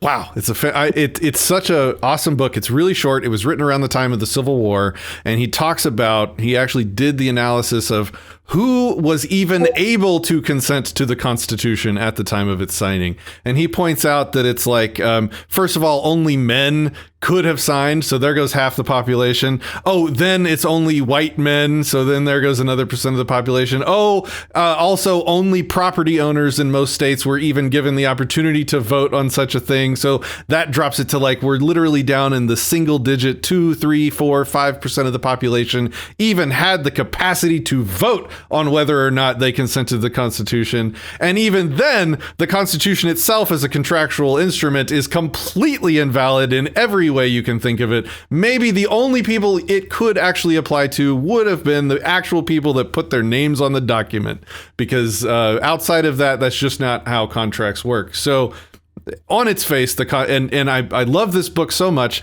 that I'm recording the audiobook now. If you want, when it's done, I'll send you a free link to it or whatever. But, heck yeah. I think I would love to read it or listen to the audio version. But one, shouldn't I be able to irrevocably give my consent to something once and for all for the rest of my life until death do us part? The way you would probably phrase that would be you would consent to a contract, and the penalty clause would be something like they have the right to kill you if you at the time of your withdrawal of consent. That would be the closest thing I could think of to a contract that would be, you couldn't withdraw your consent from. It would be like a consent. You would be consensually giving up your life or something. That's an edge case, obviously, that would never happen, but that's the closest thing I can think of to that. So that's a pretty extreme way to comment, phrase it, but I see where you're going with that. The idea being that it would create a logical contradiction to frame it any other way, right? The idea that you cannot, as a conscious being, in the moment decide, the consequences of your actions. You've essentially given up your ability to exist as a conscious being, to be free, to be alive. You're basically saying, I will never be able to do X, Y, or Z no matter what. And then if I do it, well, then that was not a logical statement. The only way that you could make it logical would be, if I do it, I am no longer conscious. I'm no longer an entity that could, have done otherwise, right? And to say that you couldn't enter into an agreement like that would be to say that your self-ownership is limited such that you can't dispose of yourself, which would also be a problem in a lot of other ways that we can get into if you want, but I think it's easy to see. So, I had a great question. I just lost it. No, I hate it when we lose great questions. No, it's going to come Man back down. to me. Man down. So, it deals with the issue of consent. You're creating the structure where it's like, can you revoke your consent? If one of the criticisms of the Constitution is that only property owners were participated in developing it, right? Isn't that a problem in the libertarian anarchist community too? If only property owners get to set the rules? I mean, what if I can't afford property? Am I really consenting when just to exist, I'm compelled to agree to your rules? Otherwise, I starve in the street, or I violate your rules and risk getting shot, or in that world, only property owners get to make the rules, right? Yeah, and this is an argument we kind of touched on earlier, that the critique that it's only rich white privileged males that are part of libertarianism because they don't recognize the plutocracy of the structure they're creating, right? And I think that and I've had some great conversations in Liberty on the Rocks and stuff with friends of mine back when I lived in Nashville, where they would break down the history of even land ownership. We go all the way back, and it's very difficult to make a compelling case for land ownership other than no one was here and I improved it and homesteaded it, right? Even then, it's like generally there's blood on somebody's hands for any amount of land that was claimed as property. And so I think it does create the reason for one of my number one questions I ask my anarchist and voluntarist friends is, what responsibility do we have to take care of those who can't take care of themselves? Because I think a lot of well-meaning people think that's what government does. And I think we probably agree on this call, they don't do that, but that's what people think. It's like, how are we supposed to take care of those who can't take care of themselves? And this idea that, if you don't have enough money or property, then you're basically screwed. Excellent questions. I want to begin with pointing out that the current government spends, and I was completely blown away by this number as well. What is that? $1,150 billion on welfare programs currently. Now that is evidence of a massive demand for the poor to be taken care of and helped. If people were so selfish that was not a thing, then they would not be like if a politician today came out and said, I say that we need to end all welfare programs in the country, they would probably be run out of office immediately because there is such a demand for taking care of the people that can't take care of themselves. But what about like austerity and stuff? Like, don't you have examples in other countries where they did say, hey guys, it's getting too expensive, we're going to cut back these social programs, and the argument is people will start dying in the streets, and they're just like, well, because we being the good people have to actually force people to give up some of their money involuntarily. That's what taxation is, in order to keep these people alive. Because if we just left it up to their own devices, these people would die, and therefore you need the honorable good authorities to direct the resources of the country. So I do think there are examples where austerity measures take place, and people do start to see breakdowns in these social safety nets, and people get upset about it. I agree with you. I think there is generally people are good. I disagree with the argument that people are bad, therefore we need to put those people in charge of everyone. It's like, if people are bad, you just broke down your own argument. But but I do think there's a challenge there. And that's why it's my number one question I've been thinking about for years is how do we take care of those who can't take care of themselves if we're not forced to? And this goes into some deep game theory dynamics and some motivational psychology. And there's so many layers to this because if it's easier and more beneficial for me to not do something and wait for the other guy to do it, then often from game theory, I will. And then, of course, that leads to a worse outcome. Yeah, but to me, it's even bigger than just taking care of them. I mean, even if we assume that people want to take care of the poor, I think by and large they do. I think you're right about that, Luke and Patrick. Even if we assume they do, it's still the issue of consent. It's if the landowners and the property owners make the rules, these guys aren't consenting to anybody's rules, and yet those rules have to be forced upon them, have to be imposed upon them to have any sort of functioning society.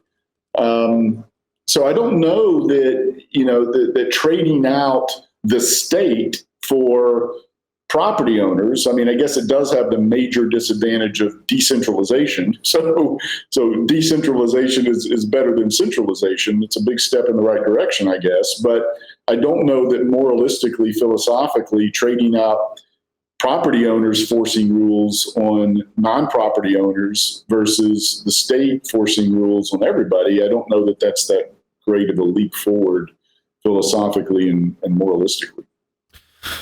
Let me talk for a little bit. The first thing I'll say is, as a philosopher, no one has the right to enslave anyone else, even to sustain their own life. That is a self-contradictory, immoral statement to make.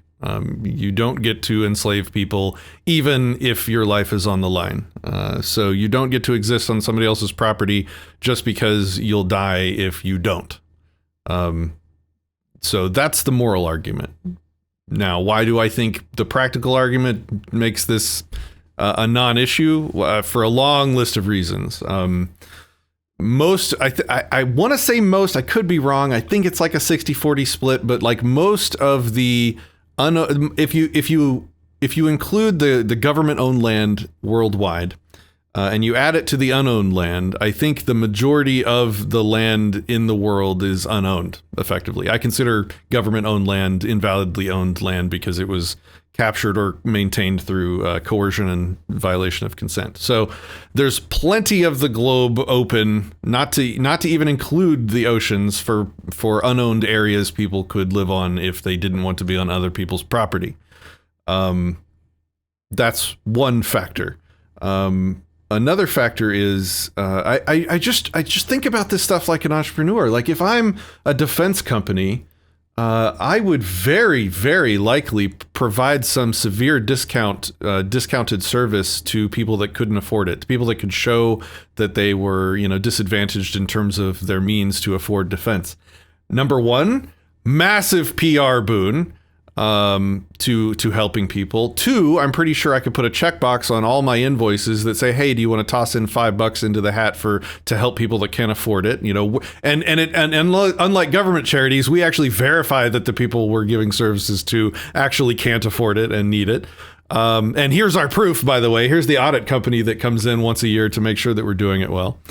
I would check the hell out of that box on my invoice for sure. And then I war game the other side of that, where I'm like, can you imagine the PR nightmare of a YouTube video surfacing of one of my guards with my company's logo on their chest, standing by while somebody else got attacked, but they're looking at their iPad and being like, sorry, you're not on the list. I'm not going to defend you, and walk away. Holy crap, I would go out of business overnight. So I would also have some kind of basic standing rule for my people that, they need to do X, Y, and Z in circumstances where even people not covered by my service were in danger or something like that, to both get the good PR and to prevent the company ending PR on the other side. Like there's just so many free market forces that could be put to work in these areas.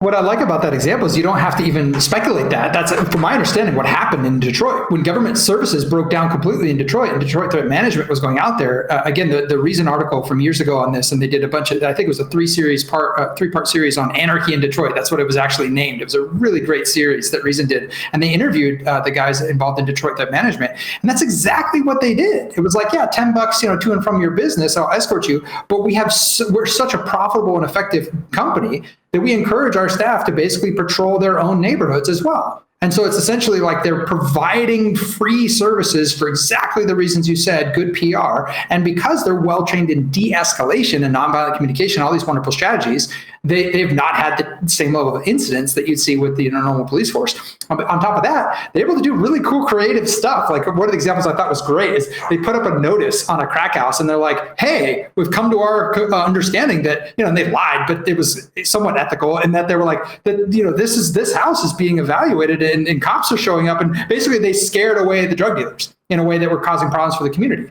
And they just did it with a notice. It was just a simple concept of like, I've interviewed Dale twice, once on Anarchast and once recently on Disenthrall, and I've talked in depth. No, and once at Anarcho as well. He does give away, he tells this story, and there's even a video about it where he gives away free services to people that need witness protection that the state refuses to offer. He literally does that for free for anyone that needs witness protection. They get an Airbnb, they put them up, they keep them anonymous, they do all of that for free. They helped this lady that had an abusive spouse that kicked her and her kids out of the house. They went and basically repossessed the house. They did all of this for free. And then they got really good PR from it. They had news stations running, stories about their company and the fact that they were basically doing it all for charity. Like, it was a big, awesome thing. And people, they do this to make the community proud of them and, wanting to subscribe to them and things like that. I love it. Great example.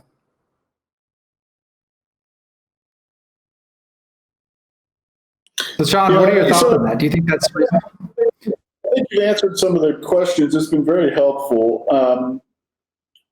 I get what you're saying about consent. I still think the consent being the magic bullet, there are a couple problems with it. Again, I think we still have to figure out,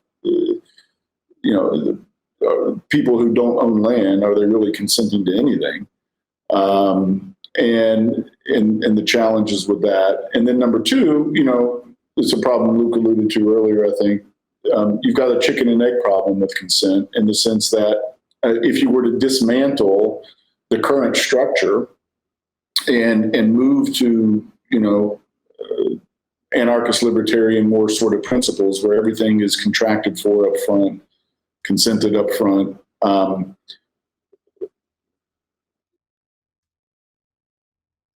you're not starting with everybody having the same checkbook balance, with everyone having equal squares of real estate, right? You're starting with people who have benefited from a corrupt system, and if the government's ownership of lands is illegitimate because it was obtained through force and without consent. The government's enforcement of property rights for hundreds of years, private property rights for hundreds of years, has, arguably, maybe to a lesser degree, but still done somewhat the same thing. And so,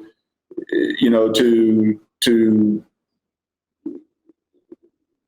dismantle, I think we have a chicken and egg sort of problem. We're not starting from square one in a vacuum. We're starting with a legacy system that everybody's going to be at a certain level where they start from, and that makes it pretty complicated.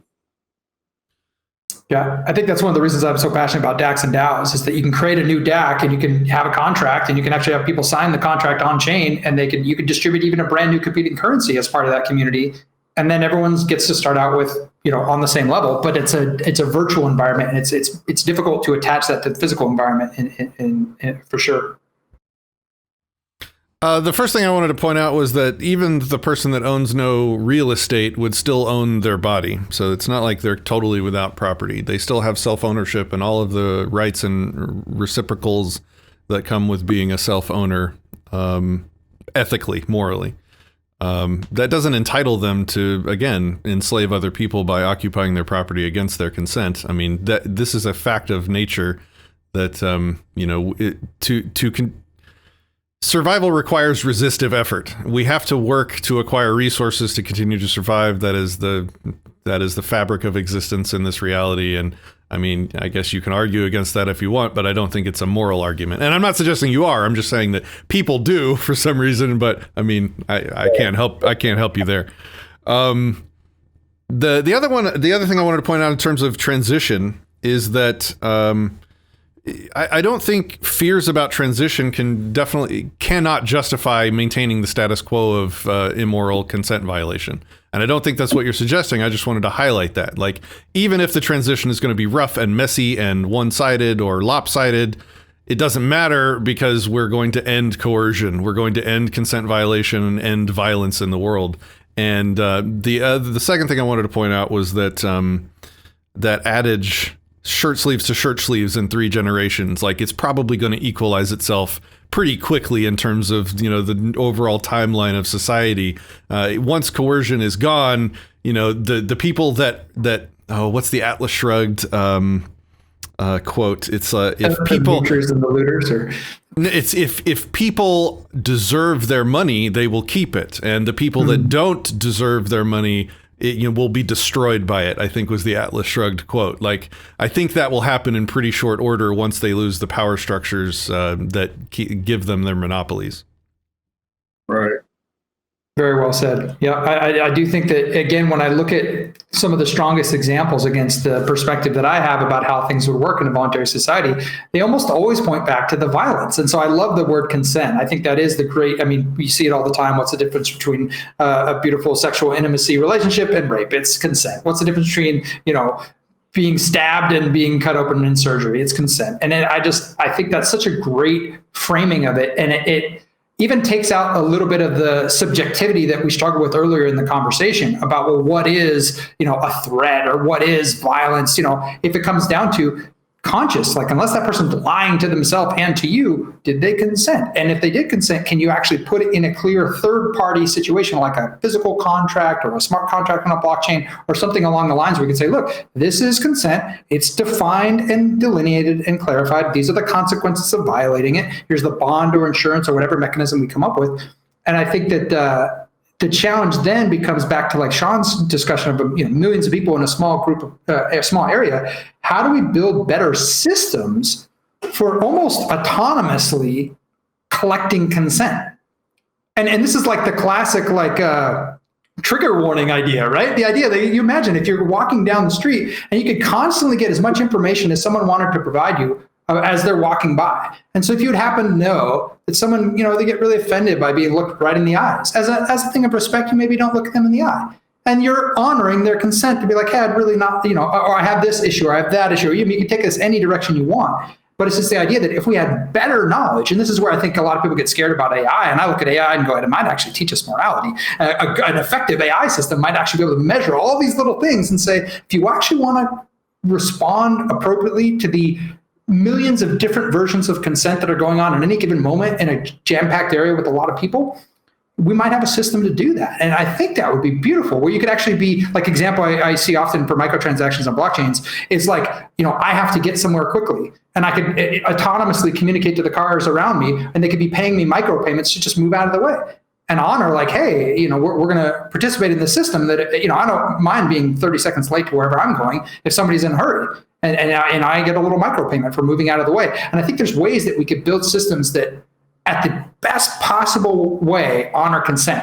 Even the slightest little thing saying, hey, wouldn't it be cool if you just knew this about me, and you could honor that, and we could have a contractual relationship, even on chain in a microtransaction, autonomously through my AI of my phone, that says, oh, I'm gonna treat this person this way. And it would, maybe chime in my ear to be like, hey, by the way, if you just don't do that to somebody, you're gonna be okay. If you do that to somebody, it's gonna be a problem. It's a really interesting, it gets really interesting. I know I went like full sci-fi there, but it's like, yeah, a little scary. It is a little scary. This is back to, again, the radical transparency requirements that are needed to honor consent at such a highest level, and also let people know when their expectations of consent are themselves a violation, right? I think there are some people that are like, I think people should treat me this way. And it's like, that's just, you're not going to get consent on that. That's just not rational. and you're actually imposing your will on people in a way that's a violation of their consent, right? And being able to have those conversations, I think is important. And today, I don't know that we have systems to do that with a million people in a small group of area. Let me walk you guys through one more fact pattern, because I'm really liking this conversation. Let's go back to the scenario I described earlier, where here in Condado, nobody wants to have, we got 400 separate properties maybe here in Condado, probably more than that.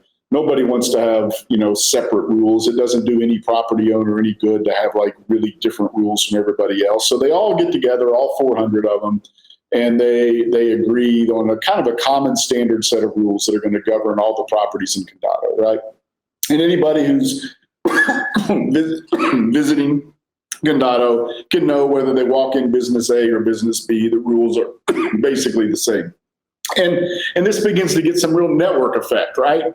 So pretty soon people are like, wow, we love the Condado model. So neighborhoods adjacent to Condado, they adopt the same set of rules.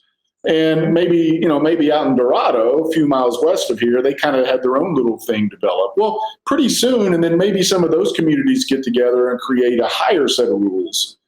Pretty soon, don't you end up right back where we are? Don't you end up effectively with cities that have a common set of rules and counties that have a common set of rules, and those cities and counties bind together and they have states that have a common set of rules, and those states bind together and kind of have countries that have a more common set of rules? I mean, and if we do, a generation from now, 2 generations from now, did any of those guys consent to the rules that are now governing these cities, counties, states, and countries? They didn't. Aren't we back in exactly the situation? I actually wanted to comment on that because I thought about this a bit before. I think one of the missing areas of our kind of modern society is we don't have rites of initiation into adulthood. Like a lot of cultures that survived for a very long time had very clear delineations between you are you have a steward. You are not a fully, full-fledged adult. And this is, gets into the age of consent, which is another large debate in the voluntarist, anarchist community. But it's the idea that if there was a rite of passage to adulthood, where you're now fully autonomous, consciously, able to make your own decisions.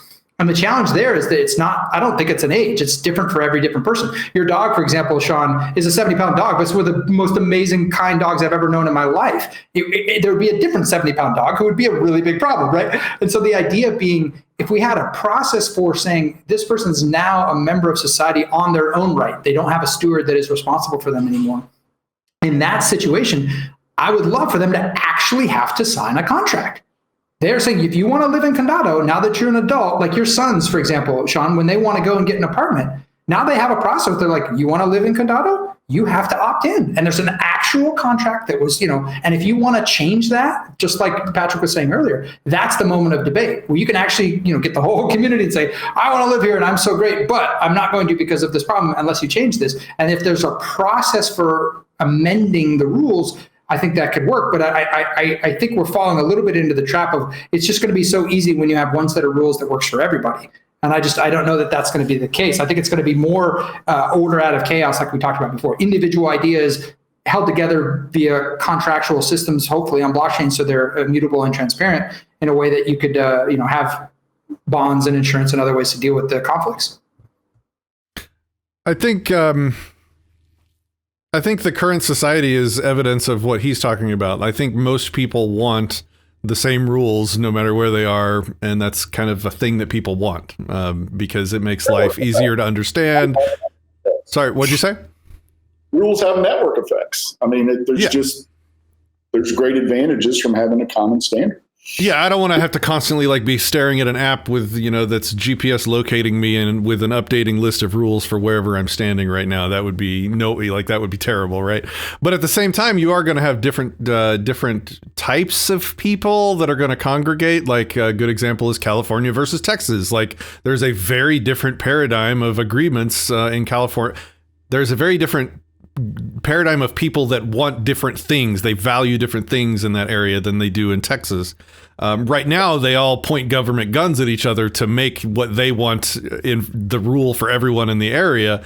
But what that's done is just kind of increased that network effect. Like the people that don't like certain controls leave, and people that do like certain controls go there, and they leave Texas and go to, well, I think it's the other way around right now. People are leaving California for Texas, for example. But yeah, I think that's probably I think that's evidence of that it will work like that in a free society as well. There's going to be certain areas that have higher or lower values in certain things, and they'll have different reciprocal agreements with each other. But it won't just be like each property owner plants a flag with their own entirely independent set of rules. I think people like minds will congregate. But getting back to the consent issue, I mean, 2 generations from now, 3 generations from now, those network effects are locked in, man.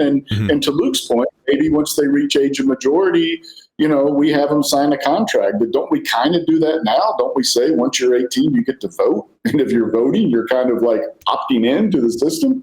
I mean, maybe we could make that a little more official, but ultimately those network effects are really locked in, and people born 2 generations from now, 3 generations from now, they didn't participate in creating those network effects. They had no choice but to adopt network A or network B, to live in Condado or to live in Dorado or California or Texas. And those rules are going to be still enforced with force. Yeah, the people who originally developed the network consented in advance to, we're going to use dispute resolution company A and we're going to use enforcers B and C. But the people who were born 2 generations from now, 3 generations from now, they didn't explicitly consent to that. And yet they're going to have the same sort of, network effect rules imposed upon them by virtue of living in Condado or living in Texas or living in California. So I don't know. I'm still unconvinced that this consent idea really solves the problem. It seems like we end up right back where we are now, which is people get born into a system that they never really consented to. Well, it is consented to in a free society. Let me use I guess I'll use my personal situation as an example. So I own a house. My house is in an HOA in a nice neighborhood, and the HOA has a list of rules that they enforce. And when I die, if I choose to attempt to pass this property on to my kids, then to take ownership of it, they will also have to sign on to the HOA rules, or choose to sell the house or whatever. That is their moment of consent. And the HOA has to be maintained such that hopefully our property values stay up. So if they enact some bad rules, or if the people that live here stop consenting to them or stop liking those rules, then they can change the rules using the methods that they agreed to in the HOA. This is bracketed by the obvious, which no one ever thinks about, is like, well, what if the HOA tomorrow, the board gets together and passes a rule that says they get to murder anybody whose grass grows longer than 7 inches? Well, it may have, and they followed all the rules and all the procedures that we agreed to in the HOA bylaws to pass that thing that says that they can murder me. Well, obviously, that is, and I talked to Stefan Kinsella on my Disenthrall channel about libertarian contracts, and we got into a scenario very much like this. But he says that is why dispute resolution and judicial systems will always exist, because what matters is people's intent to the contract, not the actual words as much. And so you need people to interpret what people actually meant when they read and sign contracts. That's a little bit off topic for your specific one, but that is, let me go back to that. So that is just to say that, like, anyone that ever owns this piece of property, based on the way the HOA is structured, until the people in this neighborhood get together and disband the HOA, which is possible. That's a thing they can do because everybody can withdraw their consent. Until that time, anybody that ever owns this property will be part of the HOA and will be subjected to the HOA's rule. But they're not under any obligation to continue owning this property. They can sell it, they can transfer it to somebody else, they can abandon it, they can go somewhere else where that has rules to their liking. That is consensual. I don't see that as being very different than what we're under now. I can move from California to Texas if I don't like California's rules. But the rules are still Shawn, there. You and I are an example of that. We both left Tennessee to move to Puerto Rico. We didn't like the situation there, and so it's the classic: if you don't like it, you can move. So, but I think it does bring into a situation where it's like, bad things thrive when good people do nothing. I think when you are in a system that is fundamentally immoral because of its high rate of violating consent, then there is a point in time where you say enough is enough and we have to change the system. So even if we do move, I think there's still a level of responsibility, I know that you and I feel, to create a better world for my kids. And so it's this idea that, okay, yeah, you could just move, but if it's horrific, if there's really an HOA that's going to murder people, if the grass goes to 7 inches, there's probably a community of people that are going to rise up and say, hey, you know what, I'm going to move, but that's still not okay. And really, actually, we're going to actually put in some resources and some effort because we want to create a world that we all want to live in, and that existing is not okay. And I think this maybe gets back to some of your earlier concerns, Shawn, about morality and the idea that, you know, if everybody consents that you could just go violate the NAP, you know, is that okay? Like, oh, we could just, you know, we could stone that person because they got caught in adultery, and everyone agrees, so it's all consent, it's all good, you know, and that person's like, oh, all right, I guess you're going to stone me. And there are communities that, unfortunately, in my perspective, from my moral framework, that live that way. And they're like, no, you did the honorable thing by stoning your daughter because she was caught in adultery. And I think this gets into some of the challenges of how you resolve that. In my mind, is the idea of self-ownership. You know, you can't stone that person; they own their body. You don't own them. You don't have the right to do that kind of thing. That's where you get to, you know, the philosophy of liberty, to, you know, self-ownership, to property ownership, and all the other things. But it's an interesting challenge that consent plays a role into how we even perceive what the consensus is for the community. No, I agree, but I think both of your answers just confirm that the structure you're proposing really isn't materially different than the structure we're living under now. In the structure you're proposing, thanks to network effects, we end up with effectively city, county, state, national level, let's not call them governments, but they are structures that are enforced by enforcers that someone agreed to long ago, that folks born into that system 2 or 3 generations later, if they don't like it, what's their option? It's to Patrick's point, it's to sell the property and move to another neighborhood, move to another state, move to another country. And we have that option today. If we don't like the laws in the U.S., we move to a different country. But the idea that we've consented by virtue of being forced out of the place we were living to some place that's slightly less offensive to our taste, that's no different than the structure we have now. How is that morally superior? I'm not getting that.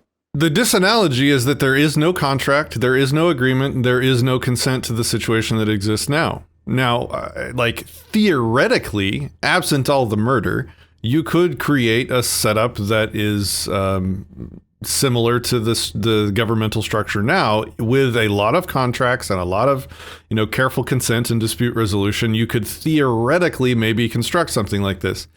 I'm suggesting that that's exactly what would happen over because of network effects over decades and generations. You would end up basically where we are now. All the people in a given community would have adopted one common set of rules. Those rules would be enforced by enforcers that everybody agreed to 2 generations ago, but nobody born in Condado today agreed that those rules would be enforced against them. And yet they are. And what's their option? Move out of Condado. Well, how is that any different than what we want? I think that's the disconnect, is that you would sign a document if you're transferring that ownership, and now you're the next generation owning that property in Condado, and that's your moment to leave or not. So it wouldn't be this all or nothing, like, oh man, we just woke up and 3 generations later we had no say in this. It's like family by family, each individual, you know, new adult that takes over gets to decide, right? Well, that's how it is now.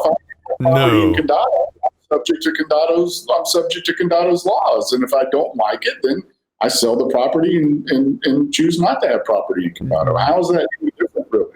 Did anybody ask you for your consent? Yeah, no one asked for your consent. You're arguing for the social contract theory, and it's not a contract. There is no contract because you're living there. the power, the level of severity of the agreements I enter into is proportionate to the amount of paperwork involved. So like if I make an agreement with my friend to go meet at a certain place to have pizza, no contracts at all. There's no paperwork at all. If I buy a car, there's, 10 pieces of paper and some discussion in front of a desk, maybe a notary. If I buy a house, it's like an ordeal. Like they schedule a moment at a location where a bunch of people, including a notary and lawyers, show up with 300 pages of paper, and your hand is cramped by the time you're done consenting to everything involved and, having the opportunity to read and review it. And yet, to think that the social contract affects literally every interaction in your entire life, and there isn't even a scrap of paper involved. I mean, that's just on its face. It's absurd. There is no contract. There's no agreement. There's no consent. None of that exists. Could it? Maybe. But wow, imagine the paperwork involved. Like that would be insane. I'm not following you. I'm not trying to be obtuse. I'm not following either how what you guys are saying differs from the situation that we live in currently. If we did exactly what you guys described, we scrapped the governmental system, everybody started doing everything by contracts, Condado forms its little common standard, and that expands to communities around and outside of Condado because it works so well in Condado. And then other communities, miles away have had the same success, and they build up, and pretty soon Condado's butting up against Dorado. Condado properties are butting up against Dorado properties, and we know when I cross that line, I'm leaving Condado's agreed rules and I'm entering Dorado's agreed rules. There's nowhere in between. Those two are right up against each other. And 3 generations from now, someone's born in Dorado or born in Condado. I mean, how is the fact that they agree to own real estate there? How does that opt in? How is that consent? Any more than agreeing to own real estate in the current system is opting in or consent. Or voting in an election is opting in or consent. The folks that are born are going to be stuck under the rules that existed. Those rules are going to be enforced by people with guns. We can pretend that they're private entities with guns instead of government entities with guns, but Dorado is going to have its enforcers and Condado is going to have its enforcers. I mean, what's the difference? I'm just not seeing it. Do you want to take this? Or you want me to? Okay. So here's the difference. In current time period, I go out on what I consider invalidly owned public property, let's say the road, and I run a stop sign. And the cop pulls me over under threat of deadly force and, issues me a citation. And I say, well, first of all, you didn't even have the right to stop me. And where do you get your right to stop me from? Where do you get the right to demand money from me from? And he says, consent to the governed social contract, blah, blah, blah, constitution, whatever. It's all invalid. It doesn't make any difference. In a free society, when I'm driving on a road, I have seen the rules of that road. I have agreed to the rules of that person's road because it's an actual owned road with an owner. And if I break his rules for his property, I can be rightfully evicted. And I have agreed to whatever penalty clauses are involved in using that road. And so when I'm on that road and I run the stop sign, let's say there's stop signs. I'm not sure that there would be, but let's say that there's stop signs. And the road's defense company pulls me over, and I say, well, what right do you have to pull me over? And he just pulls out his tablet and points to the contract and shows me my signature right there. Well, you agreed to the rules. If you didn't agree to the rules, or if you're withdrawing your consent to the rules, get the fuck off the property. Like, that's the difference. That is the entire difference. Yeah, I make the same argument that the having an actual contract changes everything. And then I had this frustration a bit with the EOS community. They had this kind of user agreement, and they were saying, well, if you use the EOS software, then you're agreeing to all these contractual things. So we can do this arbitration forum, can do these things to you. And I was like, no, until it's an actual contract, you can't go. And we had this debate about whether or not cryptocurrency is even property, but it was the idea that you couldn't go take someone's cryptocurrency because they violated something that they never actually agreed to as a contract. But that's where a DAC and DAO makes that significant distinction that in order to be part of that decentralized autonomous community, you sign an actual contract. And so if you violate the rule in a situation where you get, without, we have all these different things today that I never agreed to X, Y, or Z, but if I did, I'd have literally zero leg to stand on if I violated the rules. And you understand this as a lawyer, right, Shawn? So under Patrick's scenario, if the city of San Juan today, at the time everybody turned 18, said, Shawn, sign here or get the fuck out. Now we have consent? If I sign, I've consented? Well, it's an interesting question because it's like, who's asking that question, right? I think there's a distinction, and this is probably where it's breaking down, in that kind of slowly expanding thing. You have like a consortia, is what you're describing, of these 400 businesses or whatever in Condado. These are privately owned entities that are working together in in a consortia, really. It's a little bit different if you're going to go so far as to say, this is now private property or public property or whatever, in a way that you can't go anywhere without signing this agreement. I mean, that's an interesting question because there's this, bodily autonomy also would argue you have the right of travel. Like, I can actually go from one place to another and you can't prevent me from doing so. But if there's no quote unquote public property, I'm curious, Patrick, what you'd say about that, as far as like if every single footpath and road and everything is private, and now I can't leave my home without signing some document. Is that how it would work? There's two different sort of scenarios. I think to have a city government in a free society like you're talking about would probably not be very possible. And if it was, it would probably be very weak and limited in power. And it would probably have competitor agencies looking to move in, in the same way an HOA has a property management agency that, drives around and checks everybody's grass length, whatever. There would be other companies competing for that business. And the moment one of them enforced its laws in a tyrannical way, there would be, again, that PR thing, and people would want to go to the competitors, and they would want to reject any interference in people's ability to visit their businesses or anything like that. That would be a problem that they could compete against and withdraw their consent to, for example. So there's a lot more. It's not a one-to-one because there's just so much individual consent involved, and the government hates that. They get to gloss over individual consent now, and your consent doesn't matter as an individual, where it would in a free society with contracts in place.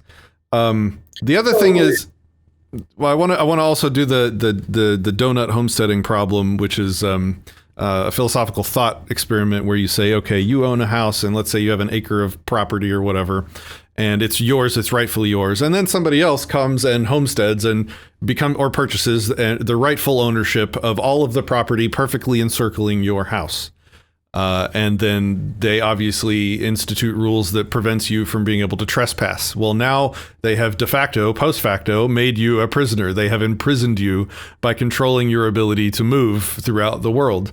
And so this is a negative, and the answer to this is that we have a negative obligation to not interfere with other people's use of their property. In the same way, like if a thief goes into your back pocket and he removes your wallet, he has taken control of, he has sort of imprisoned your property now in his pocket. He's taken your wallet and put it in his, and now you can't get to or access your property that you have the right to do. So we all have negative obligations to not use our property in a way that interferes with other people's use of their property, which is an example of the donut homesteading thing is an example of that situation where the person that did the perfect encircling would probably need to provide some sort of easement or whatever so that he did not become a de facto prison for the center of the donut, something like that. Does that answer your question, Luke? Yeah, I think so. I think there's still some goofiness with it because that appeasement or whatever, that area where they can, now that's lawless territory of sorts, right? Who owns that, right? Does that, and then it kind of gets back to the challenge of those who don't have the resources to own anything kind of get screwed. And now they're the people that are like, well, great, I don't have enough money to even move somewhere else, and I'm stuck in this place that I didn't consent to. Now I'm in a bad situation potentially. Or the negative obligation. I mean, suppose I donut hold you and you say, Shawn, you have a negative obligation to allow me to access my property. And I say, Luke, no, I don't. You got a little robotic. Can you say that again? Yeah. So suppose I donut hold Luke, right? Luke is now stuck in owning a piece of land in the middle of all of my land. And Luke says, Shawn, you've got a negative obligation. I think that's the term used, Patrick, to allow me to access my land, to not use your land in a way that prevents me from benefiting from my land. And I say, Luke, no, I don't. I don't have that negative obligation. I mean, who ultimately resolves that? We haven't contracted. He owns his property. I own my property. We didn't sign any sort of mutual contract. We haven't agreed to any sort of common dispute resolution service or common enforcer of the rulings of that dispute resolution service. So that's a potential breakdown. But another issue is going back to my Condado example. I think we would agree that we must have a right to bind our property for a period of time, right? So if Condado says, for example, we're going to have a common set of rules, and by the way, one of those rules is if you adopt our rules, you're in for 10 years. You cannot opt out in 10 years. If you try to opt out in 10 years, you're agreeing in advance that our enforcers will prevent you from opting out in 10 years. Well, what if it's 20 years? What if it's 30 years? What if it's past my lifetime? Can I tie up my land in a consent and contract today that these rules of Condado are going to govern my land well past my death? And I should be able to do that, because otherwise, why can I leave property to my heirs after my death or leave it in trust after my death? If I can do those things, then surely I can decide what other restrictions are going to apply after my death. And can't I just do that into perpetuity? Can't Condado have a contract that says if you're going to join ours, you are agreeing that you're going to abide by these set of rules in perpetuity? No ability to opt out. If you try to opt out, you're agreeing that enforcers will come and enforce the fuck out of you. And, in that point, people born 2 generations from now, 3 generations from now, aren't consenting to those rules. That land is bound by those rules in perpetuity. And we could have a mechanism to change the rules. We can agree that the rules can all be changed with 2/3 consent of all the other property owners in Condado. But man, now we're starting to look an awful lot like the U.S. Constitution, where just rich white property owners got to make the rules that nobody else consented to 4 generations later. So, I don't know that consent is the magic bullet that really solves the problem. I think the magic bullet ultimately is consensus. It's what enough people agree to, and the mob ultimately is going to get what they want. They're going to get it their way. Well, that's the anti-ethics. That's might makes right. That's state of nature. That's the same ethical framework a lion uses when he kills somebody, or when he kills an animal and eats it. And that's not a counter argument. I'm just sort of describing the reality of what you're saying. You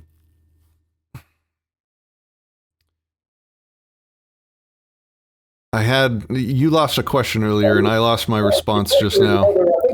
You're probably going to respond to is whether I can tie up, can I agree to what the rules of my land are going to be in perpetuity? What's the limit? 30 years? You agreed to a set of rules, covenants, I think they call them, when you bought your property under the HOA. So you are bound by your agreements when you purchase that property. And part of those rules is that when you sell the property, you can only sell it to somebody that also agrees to those rules. The effect of that is that it can both raise and lower the value of the property, which is the free market coming into play again. If an HOA starts making tyrannical, uncomfortable, terrible rules for an area, then the value of the property there will go down, and that will be a negative incentive on the property owners there to not, change the HOA rules to make their property more valuable. That's what keeps most HOAs non-tyrannical, right? The HOA's job is to raise property values. So they only create a rule set that has that effect. Otherwise, they're not doing their job and people get rid of them. So if raising the property value involves controlling my grass on pain of $30 a day, then I agreed to that when I bought this property. And if I want to pass it on to my kids will have to take ownership based on my agreements. They will have to agree to those same rules. And I mean, the free market's in action there. What? Yeah, I would say, I know you're a big fan of Nassim Taleb, Shawn, and I think the answer that he comes up with in Skin in the Game is essentially the answer. It's the idea that the current mechanisms, these enforcers, these governing classes, they don't have skin in the game. And we know this because they don't get held accountable to the same rules that non-government employees do. And so I think the answer is ultimately, and I think you've outlined it really well, Patrick, is that there would be free market skin in the game forces to ensure that Condado remains a place, a consortium of businesses where new businesses want to do business and patrons want to give their business to those businesses. With the current model system, I think is actually prevents that. They have regulations, they have all these things that are actually preventing businesses from being successful, preventing customers from having an experience they want. It's like, holy moly, all these stupid rules that are just ridiculous because maybe some person somewhere got hurt one time and some politician used it as a way to get votes. And so they enacted some ridiculous draconian rules. I mean, you follow, a crime a day, a felony a day tweets, some of the laws are insane, right? And those got in place because those enacting those rules had no skin in the game. There was no market forces that would ensure that rule set has to continue serving the people it was meant to serve. And I think in a model where the rules are transparent and they're based on reputation and they're based on a situation where there is actual skin in the game and commerce, and really the main thing I would say is lack of monopoly. I think that is the number one difference between what we have today and what we have. There aren't competing entities providing services that the government is providing now. It's just there's one entity and that's it. There's in no geographic region do they allow competing governance frameworks in the same area, which is what you do get with an HOA situation. You can fire that management company and get a different one. Not if you've contracted to.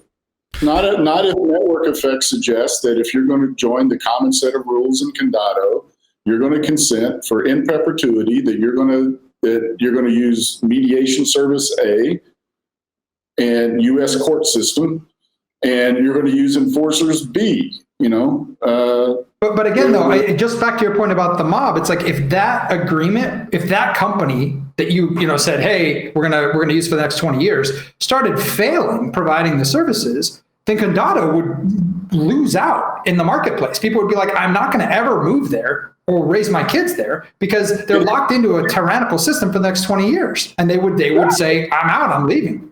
And it would harm all those businesses in that area would say, look, we've got to do something we've never done before. We actually have to rewrite the constitution of our entire area, the contract. We have to rewrite it from scratch because we're losing so much business here because of this thing we locked ourselves into that's not benefiting the people that live here. Well, that's what you see. That's what you see in the real world, right? Like businesses, they'll renegotiate a contract if it's harming both of them, right? Businesses do this today in the real world. Well, why aren't they renegotiating the contract now? Why aren't the people in Condado voting in different people to make different rules that would help Condado perform better instead of because they rules because in my opinion, because there was never a contract to begin with. There was just this voting process that I think is just really goofy. It's basically saying you have the right to use violence, and if I go to a voting booth, I'm opting in to consent to you using violence on other people on my behalf. And it's like I think that whole system is broken. That's why I don't like to participate in nation voting and stuff. I think that an actual contract is a much different situation where everything's laid out as far as the consequences of violating the contract. The thing that you're assuming that every generation gets to opt in. I'm giving you a fact pattern, which is the way it would actually work. I'm convinced that I, as the landowner today, have a right to adopt rules that will govern my land for X amount of time, including into perpetuity or whatever. Yeah, I think that do that. And if it's in everybody's best interest in Condado for us all to agree to a common standard in perpetuity, and if part of that common standard says these are the rules that are going to apply now, and these rules cannot change unless 2/3 of the property owners or 1/3 of the property owners or some agreed upon number of the property owners agree to change the rules in the future, then those rules are going to be binding in perpetuity. Nobody born a generation or 2 or 3 from now will consent to those. The only way they can change those rules will be to get 2/3 of the property owners to agree to change them. It's the same system we have now. It's exactly the same system we have now. The system now never asked for consent. My HOA did. It's not the same system. And even my kids and their kids and their kids would have still been asked to sign 300 pieces of paper if they wanted ownership of this property. And let if you edge case it and say that the HOA comes up with a rule set that's just so disgusting that people don't want it, then eventually the property becomes unowned. It becomes abandoned. No one wants it for a long enough period of time that there's no one left here. And now someone can come along and homestead it fresh with a new set of rules, let's say. The last thing I want to say, and this is not me trying to have the last word, I just want to point out that we are 20 minutes over time. I'm good for probably like 10 more minutes, and then I'm totally cool to have a round 2 on this, part 2 on this another day if you guys want. Well, thank you guys for the opportunity. I really enjoyed the discussion, and yeah, I've got to run too, certainly within no more than 10 minutes. But come and visit Condado and stand right here on my balcony and look out, and about 20%, maybe as much as a third of the properties that you see are abandoned. They're abandoned because the government in Condado has done such a crappy job, and they created a structure that people voted for. You can say they didn't consent, but they freaking voted. Voting is not consent, right?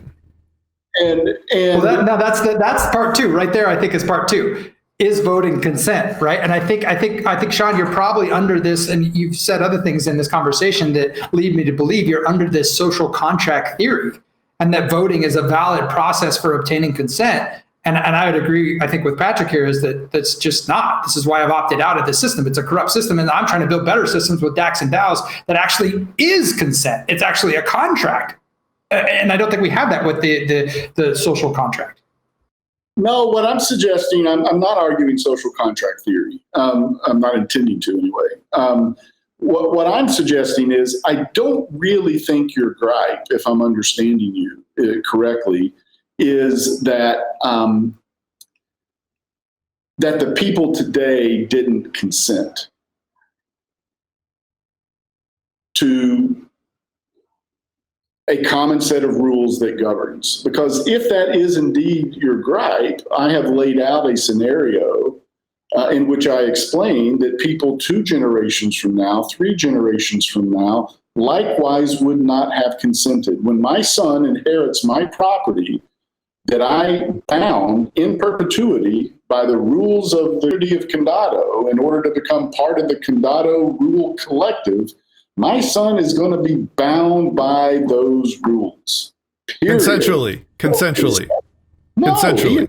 Property, he's bound. There's no consent. I think Shawn is outlining a really awkward contract scenario where when ownership transfers from one generation to another, there isn't a new process like you argued, Patrick, where that new owner would have to sign an actual contract agreement. You're saying, Shawn, that the contractual agreement would live on with the physical property and not the conscious entity that is in control of the property. And that's where I think it would break down. Yeah. And so if the property itself could actually enter into contracts, and actually I think blockchain and AI will create even more of this reality where the property itself, and then we have to argue whether or not this is even property, but if it can enter into a contract itself, then I think I see where you're getting from that, but I still believe that your scenario, your edge case, if your edge case was extended out for a long enough period of time, it would either make or break the economic activity of that region. And so I think back to kind of the skin in the game argument, that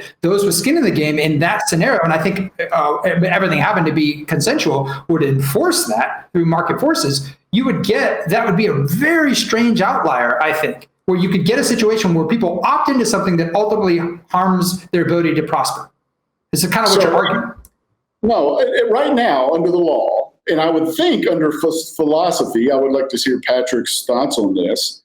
If I have land and I want to convey it to somebody, I want to convey it to a charity, I can convey that land to a charity And I can say, for example, to the charity, in perpetuity, this land must only be used as a public park forever and ever and ever. I have the right to do that now.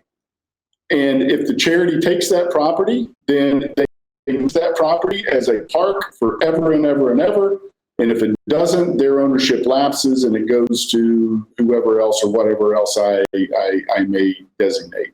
If I have a right today, legally, to control how my property will be used long after I'm dead, I think that's an inherent element of property ownership. I think a libertarian would say yes, or an anarchist would say yes, it's your property, you get to set the restrictions. If you accept that fact, then you have the problem that I'm bringing up. If you don't accept that fact, that I can bind future generations to the rules of the property by my decisions today, then you must have a rule that says none of the rules that Shawn adopted during his life apply once he's dead. But who's going to enforce that rule? Right? Who's going to enforce the rule that says once Shawn's died, all the contracts he made that made the rules for his property, they're gone. Now Shawn's sons get to come in, or daughter, they inherit the property. They can either affirmatively consent to those same rules or they can not consent. But who's going to enforce that rule? So that's the dilemma. Maybe that's part two. Yeah, I have some pretty good answers to that that will probably take longer than 6 minutes or 4 minutes to lay out. So maybe that is our part two. But yeah, I definitely have answers to those challenges that I think will be fun and engaging. Is this a good place to end it, guys? Yeah, this would be great. And also, too, if you want to send us, I know you've got hours and hours and hours of amazing interviews and incredible content. I mean, you're connected to both of us on Facebook. I would be happy to watch some of your content leading into the next conversation to be well informed, and so that we could even go from there to hopefully some new conversation. So if you've got stuff on these topics, definitely by no means feel shy about sending us like, go watch this, go watch this, go watch this. Because I think Shawn and I are some of the few people who actually would love to do that. I love more content on this. So thank you again so much for your time. This has been fantastic. I really appreciate it. Thank you. Really appreciate it. I almost don't want to send you guys content because this conversation is a great example to the general public of what a productive conversation can be in these areas. And I don't think we have enough of those. So I don't want to give you content. I want to continue showing people how it should be done. If that's cool with you guys. Yeah. All right, guys. I really enjoyed this, and I will see you guys in part two whenever that happens.